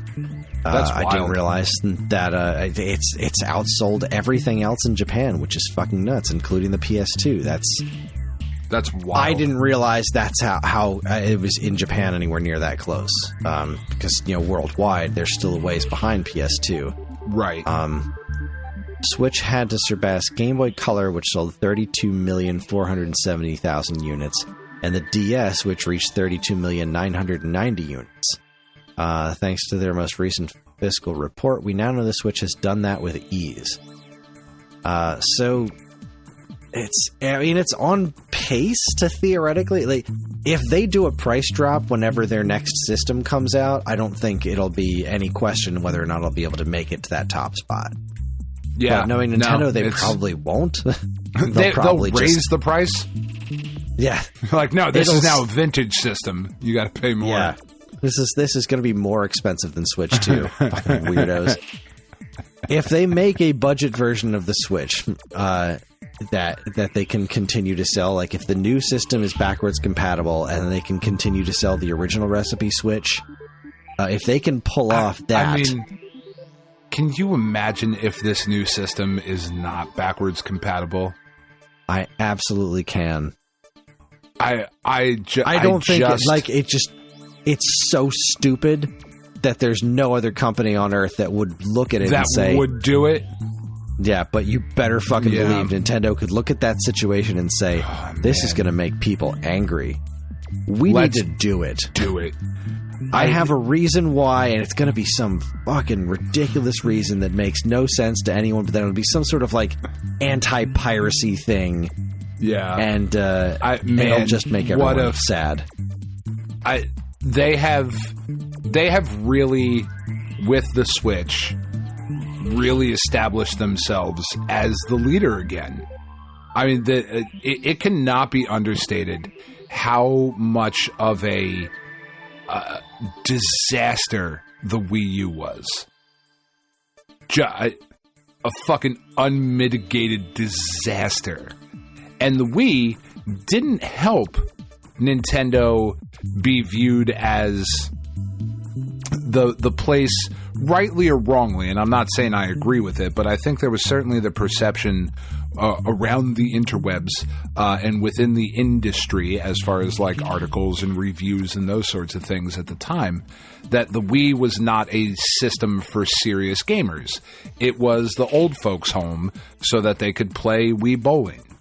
You know, there was Nintendo, their image, their profile took a big hit, and the Switch has erased all of that. All of that is gone. Because you're 100% right. The Wii became such a toxic brand because of the way it was marketed. I maintain that if you couldn't find games to play on the Wii back when it was out, then you just weren't looking, because those games came out, but they didn't sell nearly as much as anyone thought they should, because the install base for the Wii was fucking insane. Yeah. But so, like, a huge percentage of that were people who were never ever going to buy those other games. It was the old folks' homes. It was just people who wanted to buy it. My mother-in-law had one. Wii Sports and New Super Mario Brothers and Mario Kart. Like, my mother-in-law that played those. Who asks me constantly, well, she doesn't talk to me because she's scared of me, but who asks Tiff constantly when Batman is going to show up in the Avengers movies, had a Wii. She is not a gamer. That is not a fuck. They weren't getting her for anything else other than Wii Sports, but they did get her. The people bought that system to do that thing, and some of them bought the other games, right? Because there was like 5 or 6 games that sold just obscene amounts of copies on Wii. But all in all, that sold system incredibly well, and Wii but Fit, it's Wii a joke. Play was basically just buying another controller. But yeah, it was a really meme. Unhealthy. It was a crazy unhealthy ecosystem. They made some really great games for it, and nobody bought them because that just wasn't what that system was doing. And it wasn't marketed to do it, and it was during a time when trying to sell a platform to people to take seriously that doesn't even have an HDMI output was just a ridiculous not being serious. idea. Yeah, you're just not being serious. Yeah, but the Switch undid all of that. Absolutely, it did. It was crazy. It is a return to Nintendo firing on all cylinders, and it's their healthiest platform since, or at least home platform since the Super Nintendo, and arguably their handhelds as well. But even then, I would say that it's hardware and games that are selling on the system, and people are playing them, and that's something that Nintendo hasn't had in a very long time. Man, if they fuck to this come up, out with a new system, it's not going to be easy. Even if they do make it backwards compatible, they've got an uphill battle to fight. It's just got to be a more powerful system. That's it. That's all they have to do. They have to do the PlayStation and Microsoft thing. It just has to be better.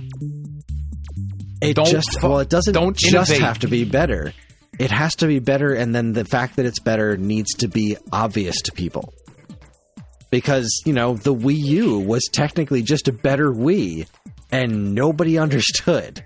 Because it was a terrible name and terrible branding. But it was also a gimmick. That controller was a gimmick. Like if the Switch 2 is the jump the same as the PS4 to the PS5, and whether we talk about it all the time of like, should graphics be the thing that sell the system? No, they probably shouldn't be, but they also are. Like this, it's just got to be that. Don't give me some new fakakta controller that I got to do shit with. Like, oh, this one tracks your iris movement. Like, don't fucking do any of that shit. Just make it more, and you'll be all right.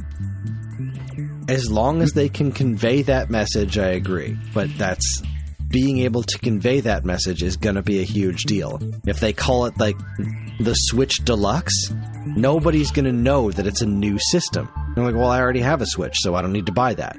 Because that was Switch 2. That was the Wii U's biggest problem. It wasn't the gamepad that anyone was trying to wrap their head around. That concept was easy. It was the fact that people would look at the gamepad and say, well, how does that work with my Wii? Like, no, it's a new system. What do you mean? The Wii U's the gamepad, right? It attaches to my Wii? No. Yeah. Because they did a terrible job of conveying that. So if whatever the Switch 2 is, it has some sort of dumbass name like New Switch or Switch the Deluxe, new Switch U, Switch Plus. Like, no, if they have some sort of vague ass name, the Switch about, or the Nintendo about face. Yeah, the Nintendo Swatch, the Nintendo Swoosh, the Nintendo change of direction, the Nintendo Flush.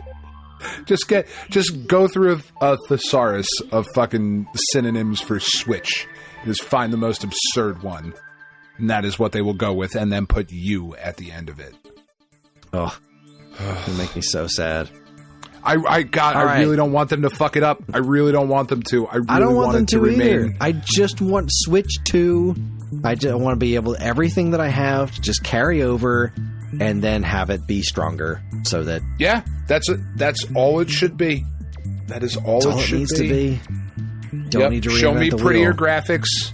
Show me a game that couldn't be ported to Switch, now being ported to Switch. I don't know what that game is, but... show me the thing. Show me Minecraft running stable. Well, you can't even show that. You can't even show that to me on an Xbox Series X. Yeah. But show me Starfield, a game that is graphically impressive, whether it sells well. Fuck all that. Show me a game that level of graphical immersion and detail running on the Switch 2, and that's all you need to do. I guess we'll see. Yeah. All right. Talk to me about State of Play, and make it snappy.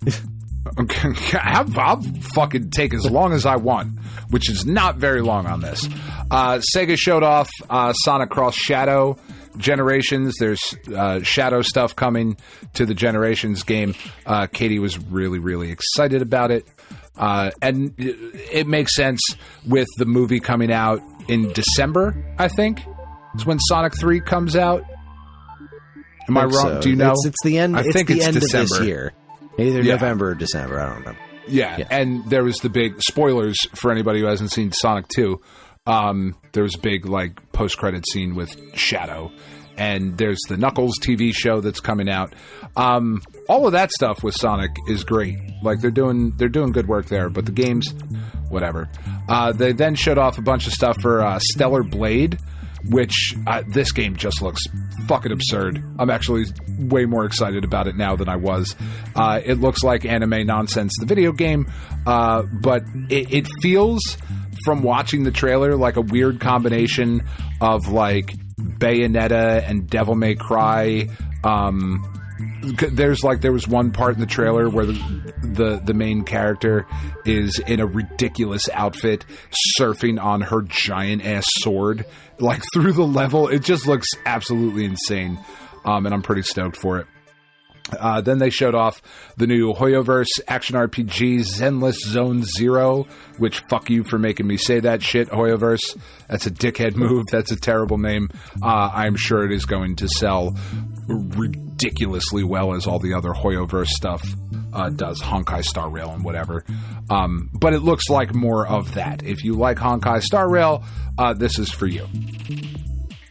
They then showed off the Silent Hill The Short Message, which I downloaded but haven't played yet, and the new Silent Hill 2 remake trailer, which I'm pretty excited about. It did not review very well on the internet. People seem to be like, oh, it looks like fucking Resident Evil.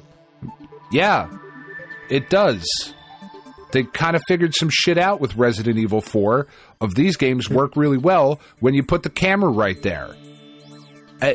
Yeah. Like it's not a bad... I don't know. I thought it was a weird fucking thing to say. Some of the animations looked a little wonky, but whatever. I'm still pretty excited about it. It looked fucking gross and creepy, and Silent Hill's great. They showed off this game called Judas that was, another scary game. Metro Awakening was coming to PSVR 2. They are continuing to try, but as much as I enjoyed my time with the PlayStation VR, I have not felt compelled to buy a VR 2. This did not do it for me. It's still missing. I don't know what that killer app is that makes it so that you have to have, other than the obvious Lawnmower Man simulation, which is what I need. But I don't know what that killer app is for VR, but it's not there yet. They showed off Foam Stars, which is I've also downloaded, also have not played yet, but there's some Season 1 content stuff going on. I'm hoping it's going to be fun. I'm going to try to dive into it this weekend. And I'm also going to dive into the next game whenever it does come out on the PlayStation 4 and 5 in April, which is Dave the Diver. I am very excited to play that. And the Godzilla DLC is coming, which, fuck yeah. I want to serve Godzilla sushi. That's super cool. Did you show that to John? Oh, yeah. Yeah. We still don't really know what it is, right? Because they don't really show much in the trailer. But if I can serve sushi to Godzilla, I'll be a happy guy. Or serve Godzilla sushi. I don't know. It's very exciting. Yeah. I'm super into it. That game looks really, really cool. It's my kind of nonsense. I'm very excited. It's coming to PlayStation. There was this Vampire V Rising thing. I got really excited at the start of the trailer because I was like, oh shit, this looks like Legacy of Kain. Are they redoing that too? That would be fucking great. And then no, it was V Rising, and I was way less excited. They did show off some new stuff for Rise of the Ronin, that Team Ninja Samurai game, which is a fucking me-ass game if there ever was one. Very excited about that. They showed off an enhanced remake of Until Dawn, which is originally a Supermassive joint. It was kind of that first interactive movie story-driven game. I don't know that it needs an enhanced version. It looks totally fine. We'll see. I really liked the original one, so this is great. For people who haven't played it, if you've never made your way through Until Dawn, you get a prettier version. There was a RPG, Legendary Tales for PSVR. They showed off Dragon's Dogma 2, which I thought looked terrible. I was really, really unimpressed by it. And I like Dragon's Dogma. This, I just thought it looked real bad. And I can't really put my finger on what looks so bad about it. But it just wasn't blowing my skirt up. They showed off a couple things for Helldivers 2, which just came out. Another game that I feel should be right up my alley, but I'm just not interested in. But really, Kris, the main thing was the Death Stranding 2 On the Beach trailer, which... fuck yeah. I'm so excited. I have no idea what I'm excited about. I don't even know.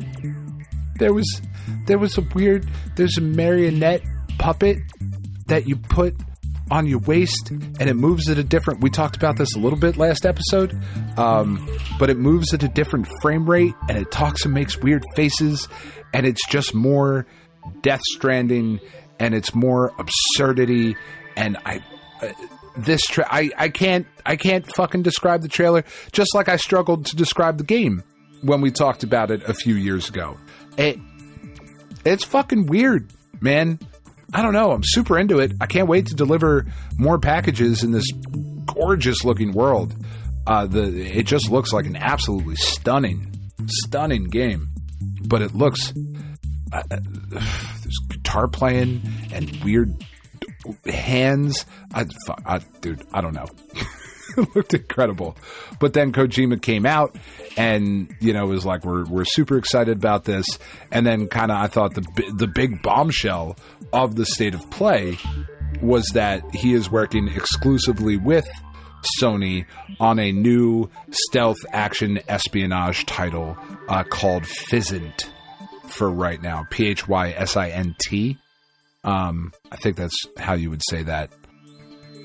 But Kojima doing Metal Gear without it being Metal Gear will be a really interesting thing. Like, how much of this do we love because it's Snake, and how much of this do we love because it's the ridiculousness that Kojima brings to this, and he makes these games really, really well.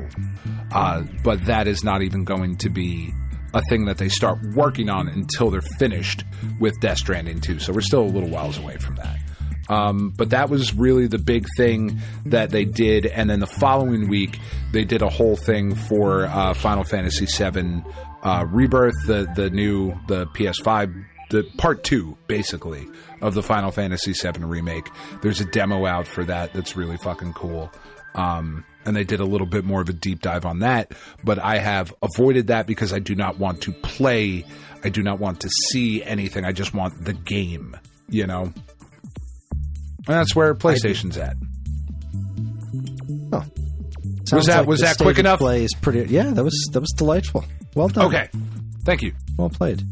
Yeah, it was a state of play that I felt was very much like, yeah, this is all for me. Right on. Keep this shit coming.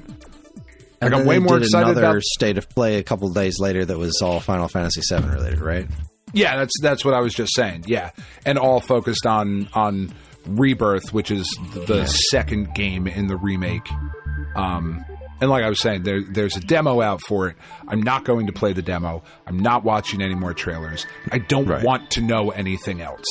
Like, you got me already. I don't need to see anything, Much the same way I feel with, like, movie trailers. It's that demo that has the piano in it, right? Apparently everyone's playing a piano in some demo right now. I don't know. Couldn't tell you. I keep seeing headlines about a piano and a demo. Whatever. Couldn't tell you. Well, yeah, that sounds like it was a bit more. It was a bit more packed than State of Plays usually are. It was. So there was a lot of stuff really nice and good solid looking games. The VR stuff, like I said, is man, it's just not there yet. It's just not.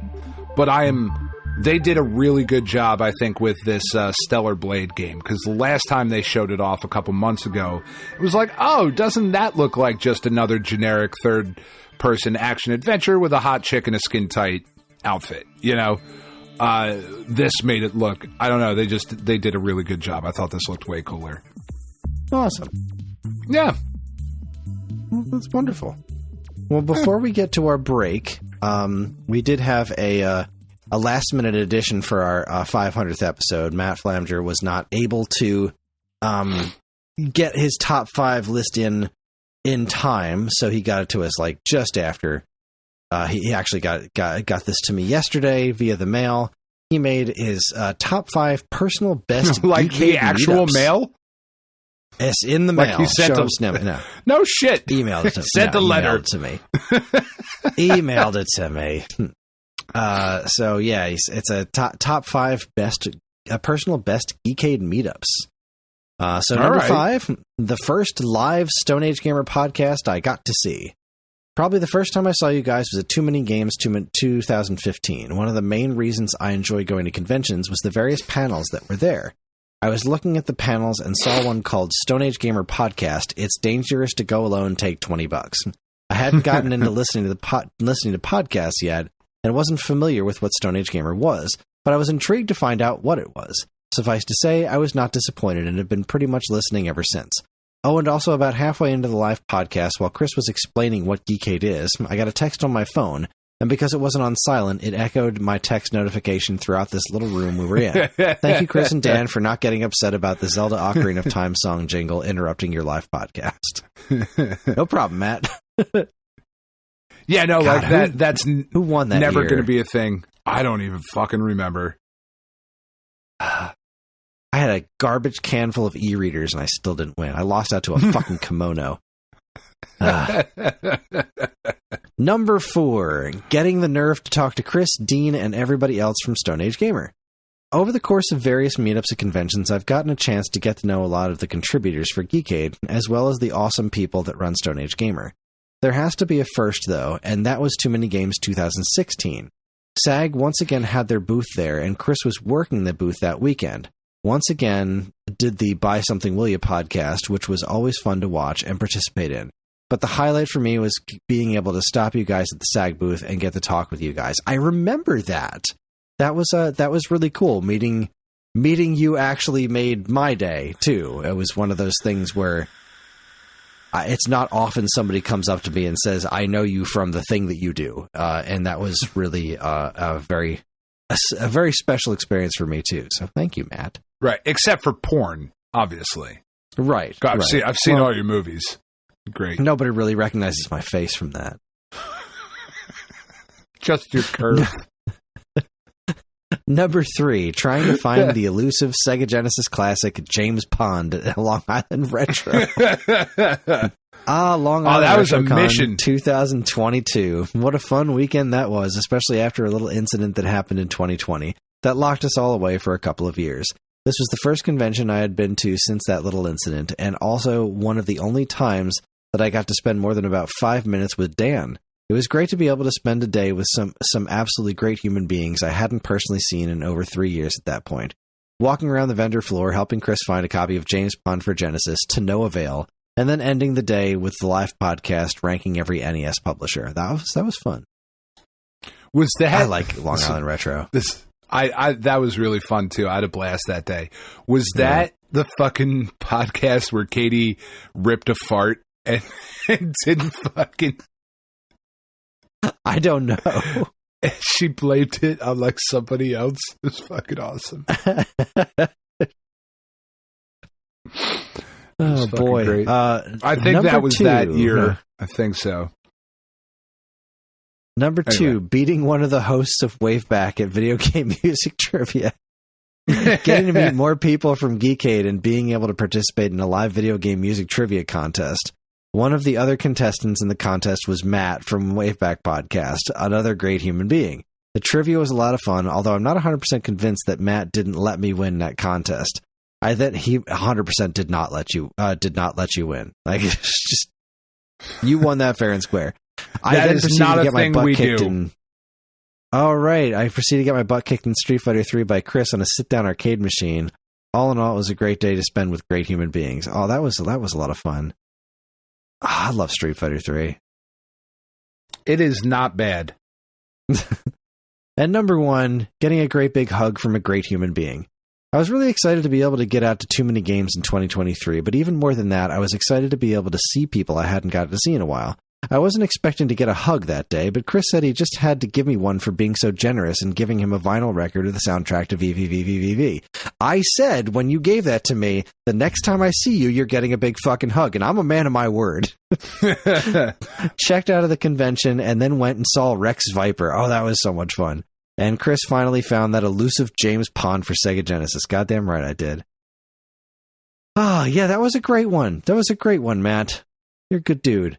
And he says, congratulations on making it to 500 episodes, guys. I wish I could have gotten this to you last week for the actual 500th episode, but life happens. I look forward to being able to meet up with you guys again in the future at whatever events you guys might be able to attend. Keep on being the amazing humans that you are, and here's to 500 more episodes. You know I'll still be listening. Fuck yeah. You're an awesome... Fuck yeah. Awesome dude. I love it. Yeah. You guys are thank great. you very much for that list. Yeah, thank you. You're great. I agree that all of those moments were specific highlights in the realm of doing all of this Geekade stuff for me as well. So that was... Thank you very much for the email, Matt. That was wonderful.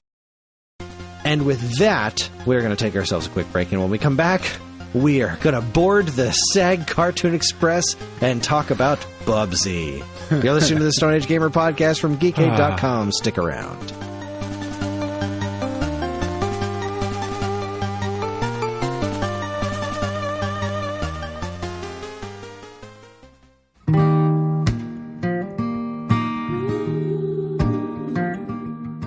We are Safe at Home, the leading dog rescue in the heart of New Jersey. Are you searching for a loyal companion, a dog that will bring love and joy to your home? Look no further than Safe at Home. At Safe at Home, we believe in giving every dog a second chance. We rescue, rehabilitate, and find loving forever homes for dogs in need, right here in the Garden State. Our dogs are ready to make a lasting impact on your life. Each one has a unique story, a wagging tail, and an incredible capacity for love. When you adopt from Safe at Home, you're not just gaining a pet, you're becoming a part of our family. Our dedicated team ensures a seamless adoption process, providing ongoing support and guidance. With New Jersey's beautiful parks, beaches, and trails, you and your new furry friend will have endless opportunities for adventures and cherished memories. Safe at Home relies on the support of compassionate individuals like you. Your donations and volunteer work enable us to continue saving lives and finding forever homes for these amazing dogs. Join us in creating a safer, happier community for dogs in New Jersey. Together we can make a difference and give every dog the chance to feel safe at home. Visit our website or call us now to learn about how you can be a part of the Safe at Home mission. Safe at Home, because every dog deserves to be loved and protected.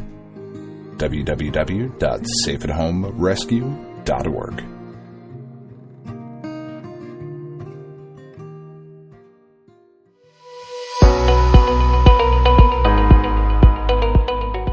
Hi everyone, Kris here.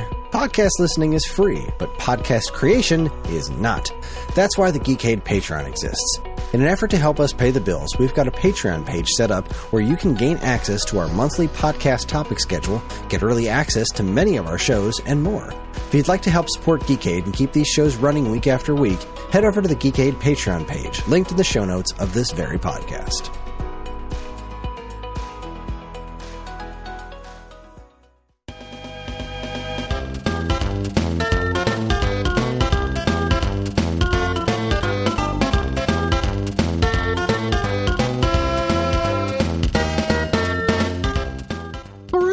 We are back, and we're here with the very first installment of the Stone Age Gamer Cartoon Express. I feel like this is a great idea, and I think this is going to be a lot of fun. But I guess there's only one way to find out, and that's to actually begin talking about it. The whole purpose of the Stone Age Gamer Cartoon Express is that we have compiled a collection of old video game-related cartoons, and every month we're going to pick a random episode of one of these various cartoons, watch it, and then discuss it on the show. And we figured there was no better place to start than with the pilot episode for the failed Bubsy cartoon that never got off the ground. So, let's get the basic information out of the way. Bubsy... Oh my god! All right, so Bubsy is a video game. In case you are unaware, Bubsy and Claw's Encounters of the Third Kind. It was a mascot character invented for Accolade, and there was an animated series. It attempted to be in the works from Calico Entertainment and Imagination Factory. Let's see. According to Wikipedia, Bubsy also had a pilot episode for an animated series sponsored by Taco Bell in 1993, titled What Could Possibly Go Wrong? Calico Entertainment and Imagination Factory jointly produced the pilot for airing on Bobot Communications' Kids Day Off syndication package for Thanksgiving 1993. It featured new additions to the Bubsy franchise not made by the original Bubsy producer Michael Berlin, as he was on hiatus from Accolade at the time. These included Virgil Reality, a genius inventor and scientist, Oblivia, Virgil's assistant and planned future love interest for Bubsy, Allie, the main antagonist, along with Buzz and Sid, her two henchmen. The pilot was produced by Calico Creations. Rob Paulson provides the voice of Bubsy, alongside voices from Tress McNeil. Yeah. Who is known for voicing Gadget on Chip and Dale Rescue Rangers and Babs Bunny on Tiny Toon Adventures. Jim Cummings, who was famous for voicing Winnie the Pooh. Pat Fraley, who did Ninja Turtles cartoon, and Oh, geez, he was the voice of Krang, Casey Jones, and Baxter Stockman in the old Ninja Turtles cartoon. BJ Ward, she was a star of Stand Up Opera, a musical one-woman show. And Neil Ross, who did voices on G.I. Joe, Spider-Man, My Life as a Teenage Robot, Voltron, and Transformers. BJ Ward, are you who I think you are? I think she was Scarlet on G.I. Joe. One of the two kid characters on this show was the same woman who did Daisy Duck for eons. Anyways. So, yeah, this is a... Man, It is not a mystery why this did not get picked up for series. Oh my god, it was so fucking bad. It is terrible. It is a bold choice to make your main character staggeringly unlikable. And not only that, but not fit in with anything else in this cartoon. Like, you can tell that Bubsy was designed by someone else.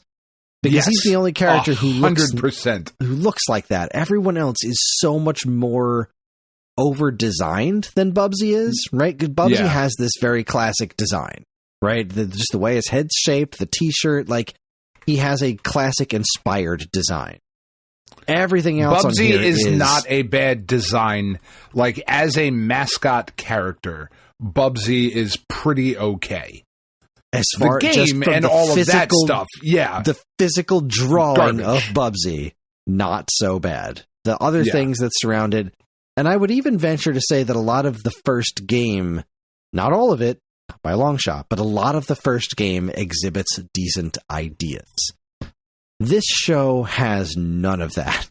This show was fucking terrible.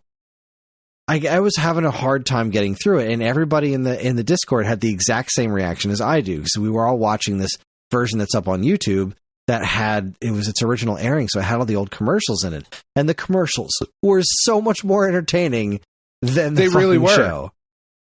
I mean, I found it really interesting. Sorry, because I watched it with Tiff, and Penn came down for a couple minutes, and she was like, "Oh, this is kind of funny," and I was like, "Get the fuck out." But I watched it with Tiff, and we kind of were talking about the fact that whether intentionally or not, most of the commercials that were shown were either not aimed at children, or the ones that were aimed at children were aimed at girls. That is interesting. We know that cartoons are nothing but marketing for toys, right? Especially back then, they were commercials for toys or for video games or for properties. So for this to be focusing, like there's a Barbie thing in there, and I forget what a couple of the other ones were, but I just found it interesting. Bumbleball for little kids. Little kids. Yeah, like Bumbleball. I thought Bubsy would be more of a boy thing, just with the attitude and the character, just all of that. It always skewed more as like a little boy game for whatever that's worth, which is not much. But in the eyes of marketing, I just thought that was interesting. What I thought was interesting were the furniture prices in that furniture. In Value Cities, 36-hour marathon sale. Was it like a recliner for a daybed, like Kris? $60? What the shit? Yeah. $59 for a daybed. Let's go get it. God. That's I'll buy two. Thank you very much. At that price? Wow. So yeah, I got a recliner off of Amazon. Not for nothing. I got a recliner off of Amazon for like $90, and it's like a slim profile recliner, so it's not like this big oversized comfy thing. But it is very comfortable, and it was like flat pack shipped. It's pretty awesome. So they do still exist if you're looking for one. To your point, anyway. Bubsy is astoundingly unlikable in this show. Oh, it's so annoying. He's just awful. He's mean to that poor armadillo.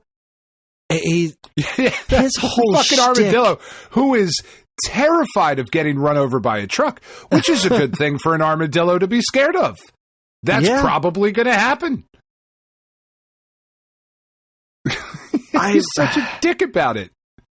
He really He basically spends the entire beginning of the episode talking to the armadillo and basically saying, "Stop being such a fucking pussy." Like, that's the message that was given, but also saying what could possibly go wrong multiple times. And that's the thing that's really weird about this, is that it draws almost no inspiration from its source material. Like, almost none. The point of the original, like the Bubsy character, was that he was this self-aware star of video games, right? That was the whole thing. Right. Like, his shtick was that he was aware that he was the star of a video game and that he was kind of a big deal. Like, that was the joke. It wasn't a good joke, but that was the joke. No. That's nowhere to be seen in this. He's just kind of an ass. And none of the game, the whole time, none of the world looks anything like any of the levels in Bubsy. None of it. No, his house is like this weird Native American that was very popular at the 90s. It was like, oh, we're going to get a bunch of teal Native American shit and put it in our house because it's Southwestern. But it had like that fucking color scheme, which I thought was very odd. And it was very strange. His TV was really something special. Like, that TV was amazing. It was very strange shape for a TV. But, you know, you had all these really colorful classic cartoon locales in the original Bubsy. And none of that's there. None of the music was reprised from the cartoon. And the Woolies were not there, like the villains. The villains invented some other cat with giant tits to be the villain. Yeah. I don't know what the fuck that's about. Yikes. And then and you look at all the other characters, they just don't fucking fit. Or it's not that they don't fit, it's that Bubsy doesn't fit in that world. And he's got these two, like this niece and nephew that at one point say, "Uncle Bubsy, we're bored." And I wrote, "I hear you, kids." Because I'm with you. I was pretty goddamn bored too. Yeah, this was but it wasn't completely devoid of references to the game because they kept using quotes from the game. Yeah. Like, it's got nothing to do with the game except when they would say, like, one of the random quotes that he would say before a level in the game. And I wish I had written down which ones they were. I think I spotted two other ones that were like, oh, he said something about whatever blows your hair back. And yeah. geez, I can't remember the other one. But what a strange thing to pick from that. It was like they just got a list of things that he said in the game, and they're like, all right, well, that's the first stage. What could possibly go wrong? That's going to be his catchphrase. And then we'll just have him say a few of these other things that the only people will know are references to the game are people who got that far in this incredibly difficult game. Like, who's picking up on that shit? It's fucking insane. It really, really is. The cartoon was wretched. It was as bad as Echo the Dolphin is a video game. Echo the Dolphin and Jace. It was just such a strange. I don't know. Obviously, like, it's not the best cartoon ever made, but I don't know that a straight up, like, retelling of whatever, like, of whatever story is there in Bubsy with the Woolies. I don't know that that's a terrible idea for a cartoon show. For, like, a syndicated after-school cartoon show, there's 26 episodes there, like, that. There's a story that you could have followed, but why all this? I have no idea. It's odd. It's odd, and this was really the pilot.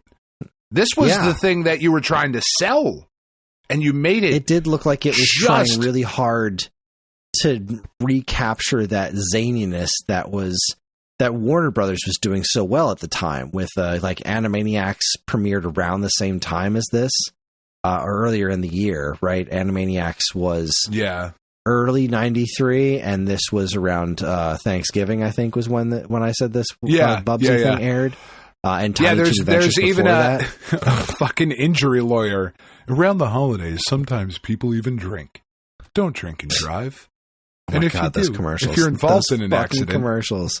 That was the best part. Loved the Make-A-Wish one with the cellular phone. Yeah, the cellular phone that came with like a backpack and all this other stuff. Like, holy crap. A cellular phone was an apparatus back then. Amazing. Yeah, that's sorry, I just got super distracted because this is odd. My father-in-law,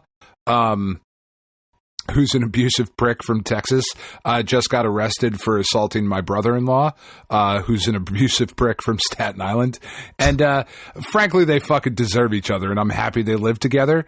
They've lived together for like 3 months, and my father-in-law just got arrested. And if I would have bet money on it, I would have definitely taken the under on that.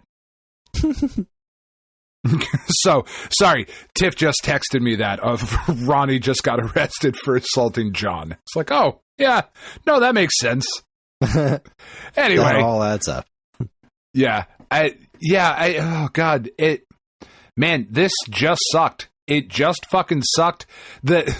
What I can't imagine is the episode aired, the only time it aired, except for being included on the Super Bubsy game.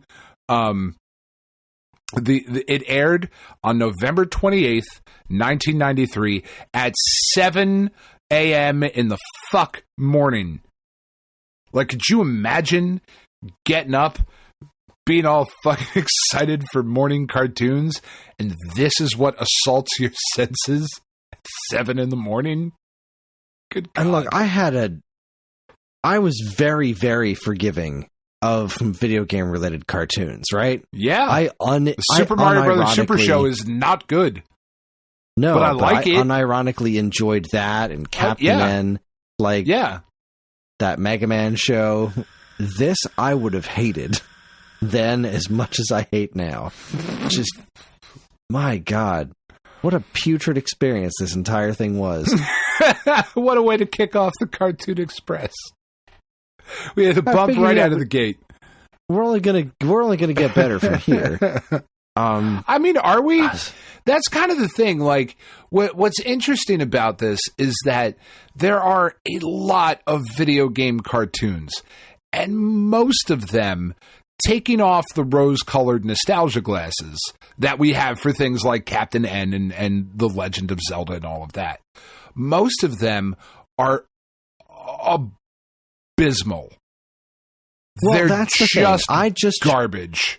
I recently rewatched. I think the Zelda one. I recently rewatched the Zelda cartoon, and no, it's not good, but it has redeeming qualities. There are things about it that are really neat and kind of interesting, and this doesn't have those. This has. No. It's so poorly written that it's just super jumbled and kind of crunched together. This is what I was looking at. The Quintex cellular phone. That is fucking amazing. It's this huge black satchel, this just enormous black satchel with this giant phone tethered to it with a phone cord. Oh my God.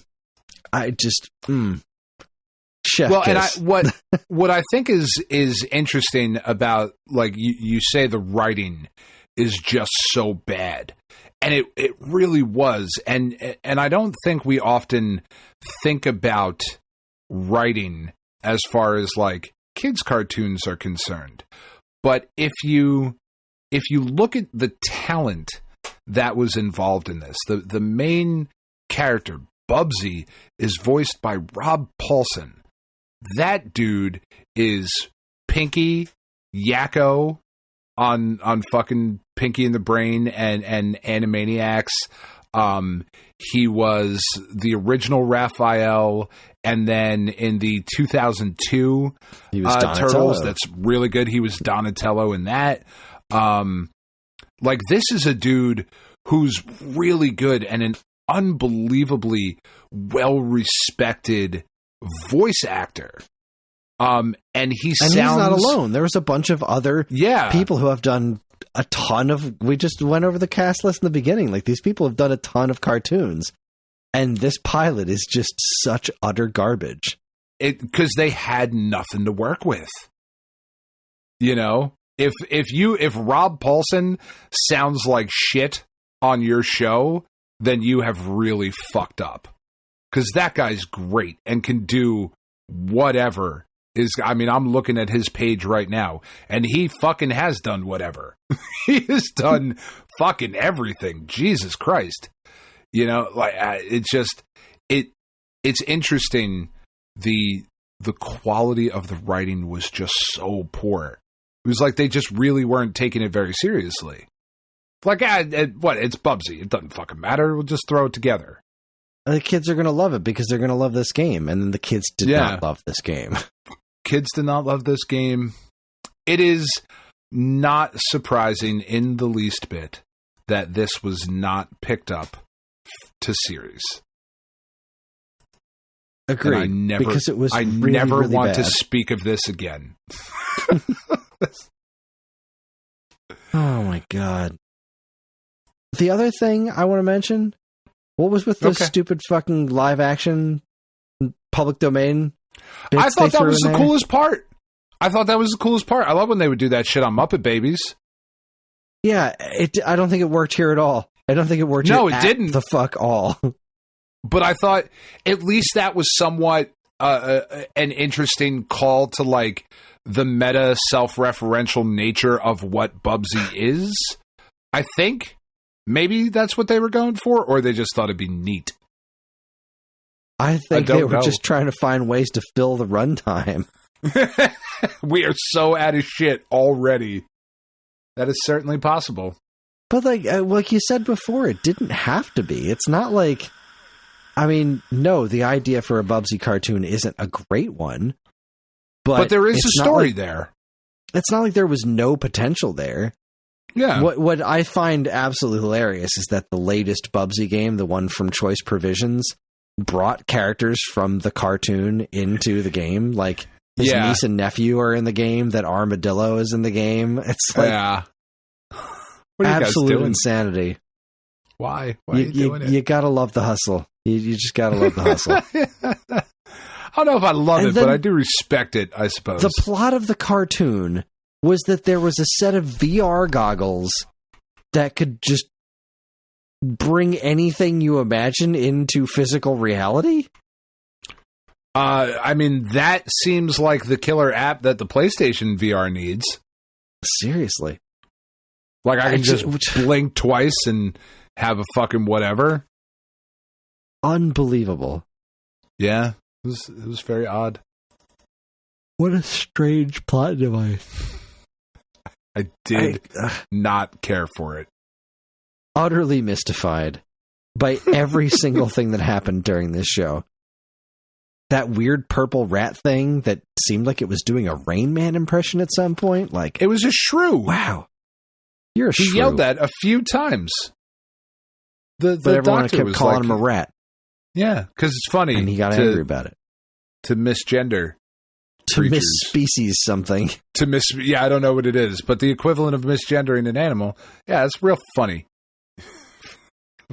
Watching these commercials and everything did really make me nostalgic for pre-internet days. It did. I was just watching the whole thing about mail in this and to enter to win a thing and go to this place for these physical goods, and it just made me miss it just made me look at everything that the internet is and think, boy, we really went wrong here, didn't we? Yeah, we really shouldn't have. We really shouldn't have. Really shouldn't be this connected. Or like watch this thing on TV that's going to happen at this time. Like, well, now everything's on demand, just about. You know, the exception of sports, like everything is on demand. You want to watch the new thing, you watch it whenever you're going to watch it. And I know that's so much better in so many ways, but at the same time, it really misses. It's not. You miss some of that. Well, you miss a lot of what made these things special. Think back. I know the last season, most people, I am not one of them, most people despise the last season of Game of Thrones. But that was a fucking event when the season of Game of Thrones was happening. Like, if you didn't watch it Sunday night, you couldn't fucking talk to anybody on Monday. Because everybody was, oh, fuck, did you see Game of Thrones last night? Holy shit, it was so fucking crazy. Wow, this happened, that happened. It was such a callback to how it used to be. You know, before Netflix was like, here, have everything, and binge and stream and all of that. Where, you know, you had to be there. It was like destination watching, you know. I fucking love that part of it. Yeah, I don't know. Yeah, I agree. We shouldn't have. Nostalgic. we shouldn't have done it. We should have put it back in the box. But can't put the milk back in the udder, Kris. Not with that attitude, you can't. Not without some strong pliers and a funnel. Or fucking, what's the speculum? I think that's what it's good. This is going in a weird direction. All right, I'm done. I don't want to talk about fucking Bubsy cartoon anymore. I don't. We're going into a weird direction. Do you want the details? Apparently, this is the kind of real life podcast you get. The cops were out this afternoon because they were fighting. Later on in the evening, my father-in-law swatted my brother-in-law with fishing poles, but somebody recorded it and they left marks on him. So they arrested him. He's currently in jail, and my brother-in-law has put out a protective order against a man who lives in his home, so he can't come back. And Tiff responded with, "This is working out awesome. Who could have known?" I knew! Anyway. Boy. Family's weird, right. Kris. Family's a weird thing. Because I am sort of related to these fuckers. And, yeah. Boy.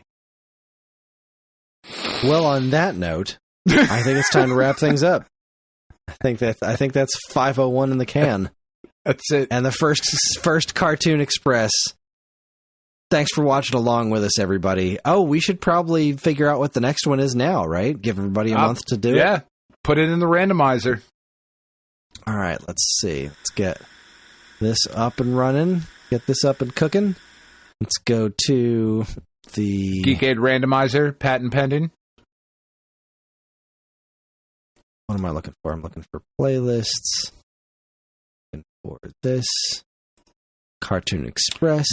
While you're doing that, I just gotta press a button. Oh, okay. Well, all right, one press button, press away. And I will stop. I will then say it. All right. Our episode is going to be Mega Man, Season 2, Episode 12, Bad Day at Peril Park. Oh, good. I'm excited. Oh, my God. Super too. Fighting Robot. Mega Man. Oh, you know what? How did the Bubsy show not have a super cool intro? There was no catchy intro or anything to that. That was like the hallmark of all of these old cartoons. They at least had fun intros. Bubsy couldn't even get that shit right. What a goddamn travesty that show was. All right, give it to us one more time. Mega Man Season 2, Episode 12, Bad Day at Peril Park. Okay. So that is your homework, kids. 1 month, about a month. I don't know. It's probably going to be a little less, just because the episode 500 threw off our scheduling a little bit. We'll get that sussed out, but we'll keep everyone posted on the situation. And yeah, Mega Man Season 2, Episode 12, Bad Day at Peril Park is your homework. What I was going to say, because I thought it was going to take you a second longer, but it didn't. Whatever, that's fine. For anybody who is around our age and was into the grunge alternative music scene back in the day, if you were a fan of Dinosaur Jr., which I was a gigantic fan of Dinosaur Jr., Jay Macias from that band has continued to put out new music. And last week, I meant to bring it up, but it just didn't feel like the right time with all the nonsense going on last week. He put out a new record called What Do We Do Now? And it is just fucking great. It is just great. And I highly recommend that everybody listen to it. Okay. I have nothing to add to that. Other than Were you a Dinosaur Jr. guy? The soundtrack to Godzilla Final Wars, which is awesome. And it was amazing. I don't know if they know that they did the soundtrack to Final Wars, but they fucking did. I don't know a lot of Dinosaur Jr. I'm vaguely familiar with them, so I'm not a fan, but I'm also not. I think you should find this record. What Do We Do Now? It is. I know we're only a month and a week into the year, but very strong contender for my favorite record that will be released this year. So, yeah, check it out. Apparently, Taco Bell decided to host its own E3. What? Yeah, it was awesome. It's a big Cheez-It thing. It's fucking great. We're not getting into it. No, we're done. Good night, everybody. Fuck off. There's a neon green pie? What the fuck is happening it was a right joke. Now? It was a Baja Blast because it's 20th anniversary.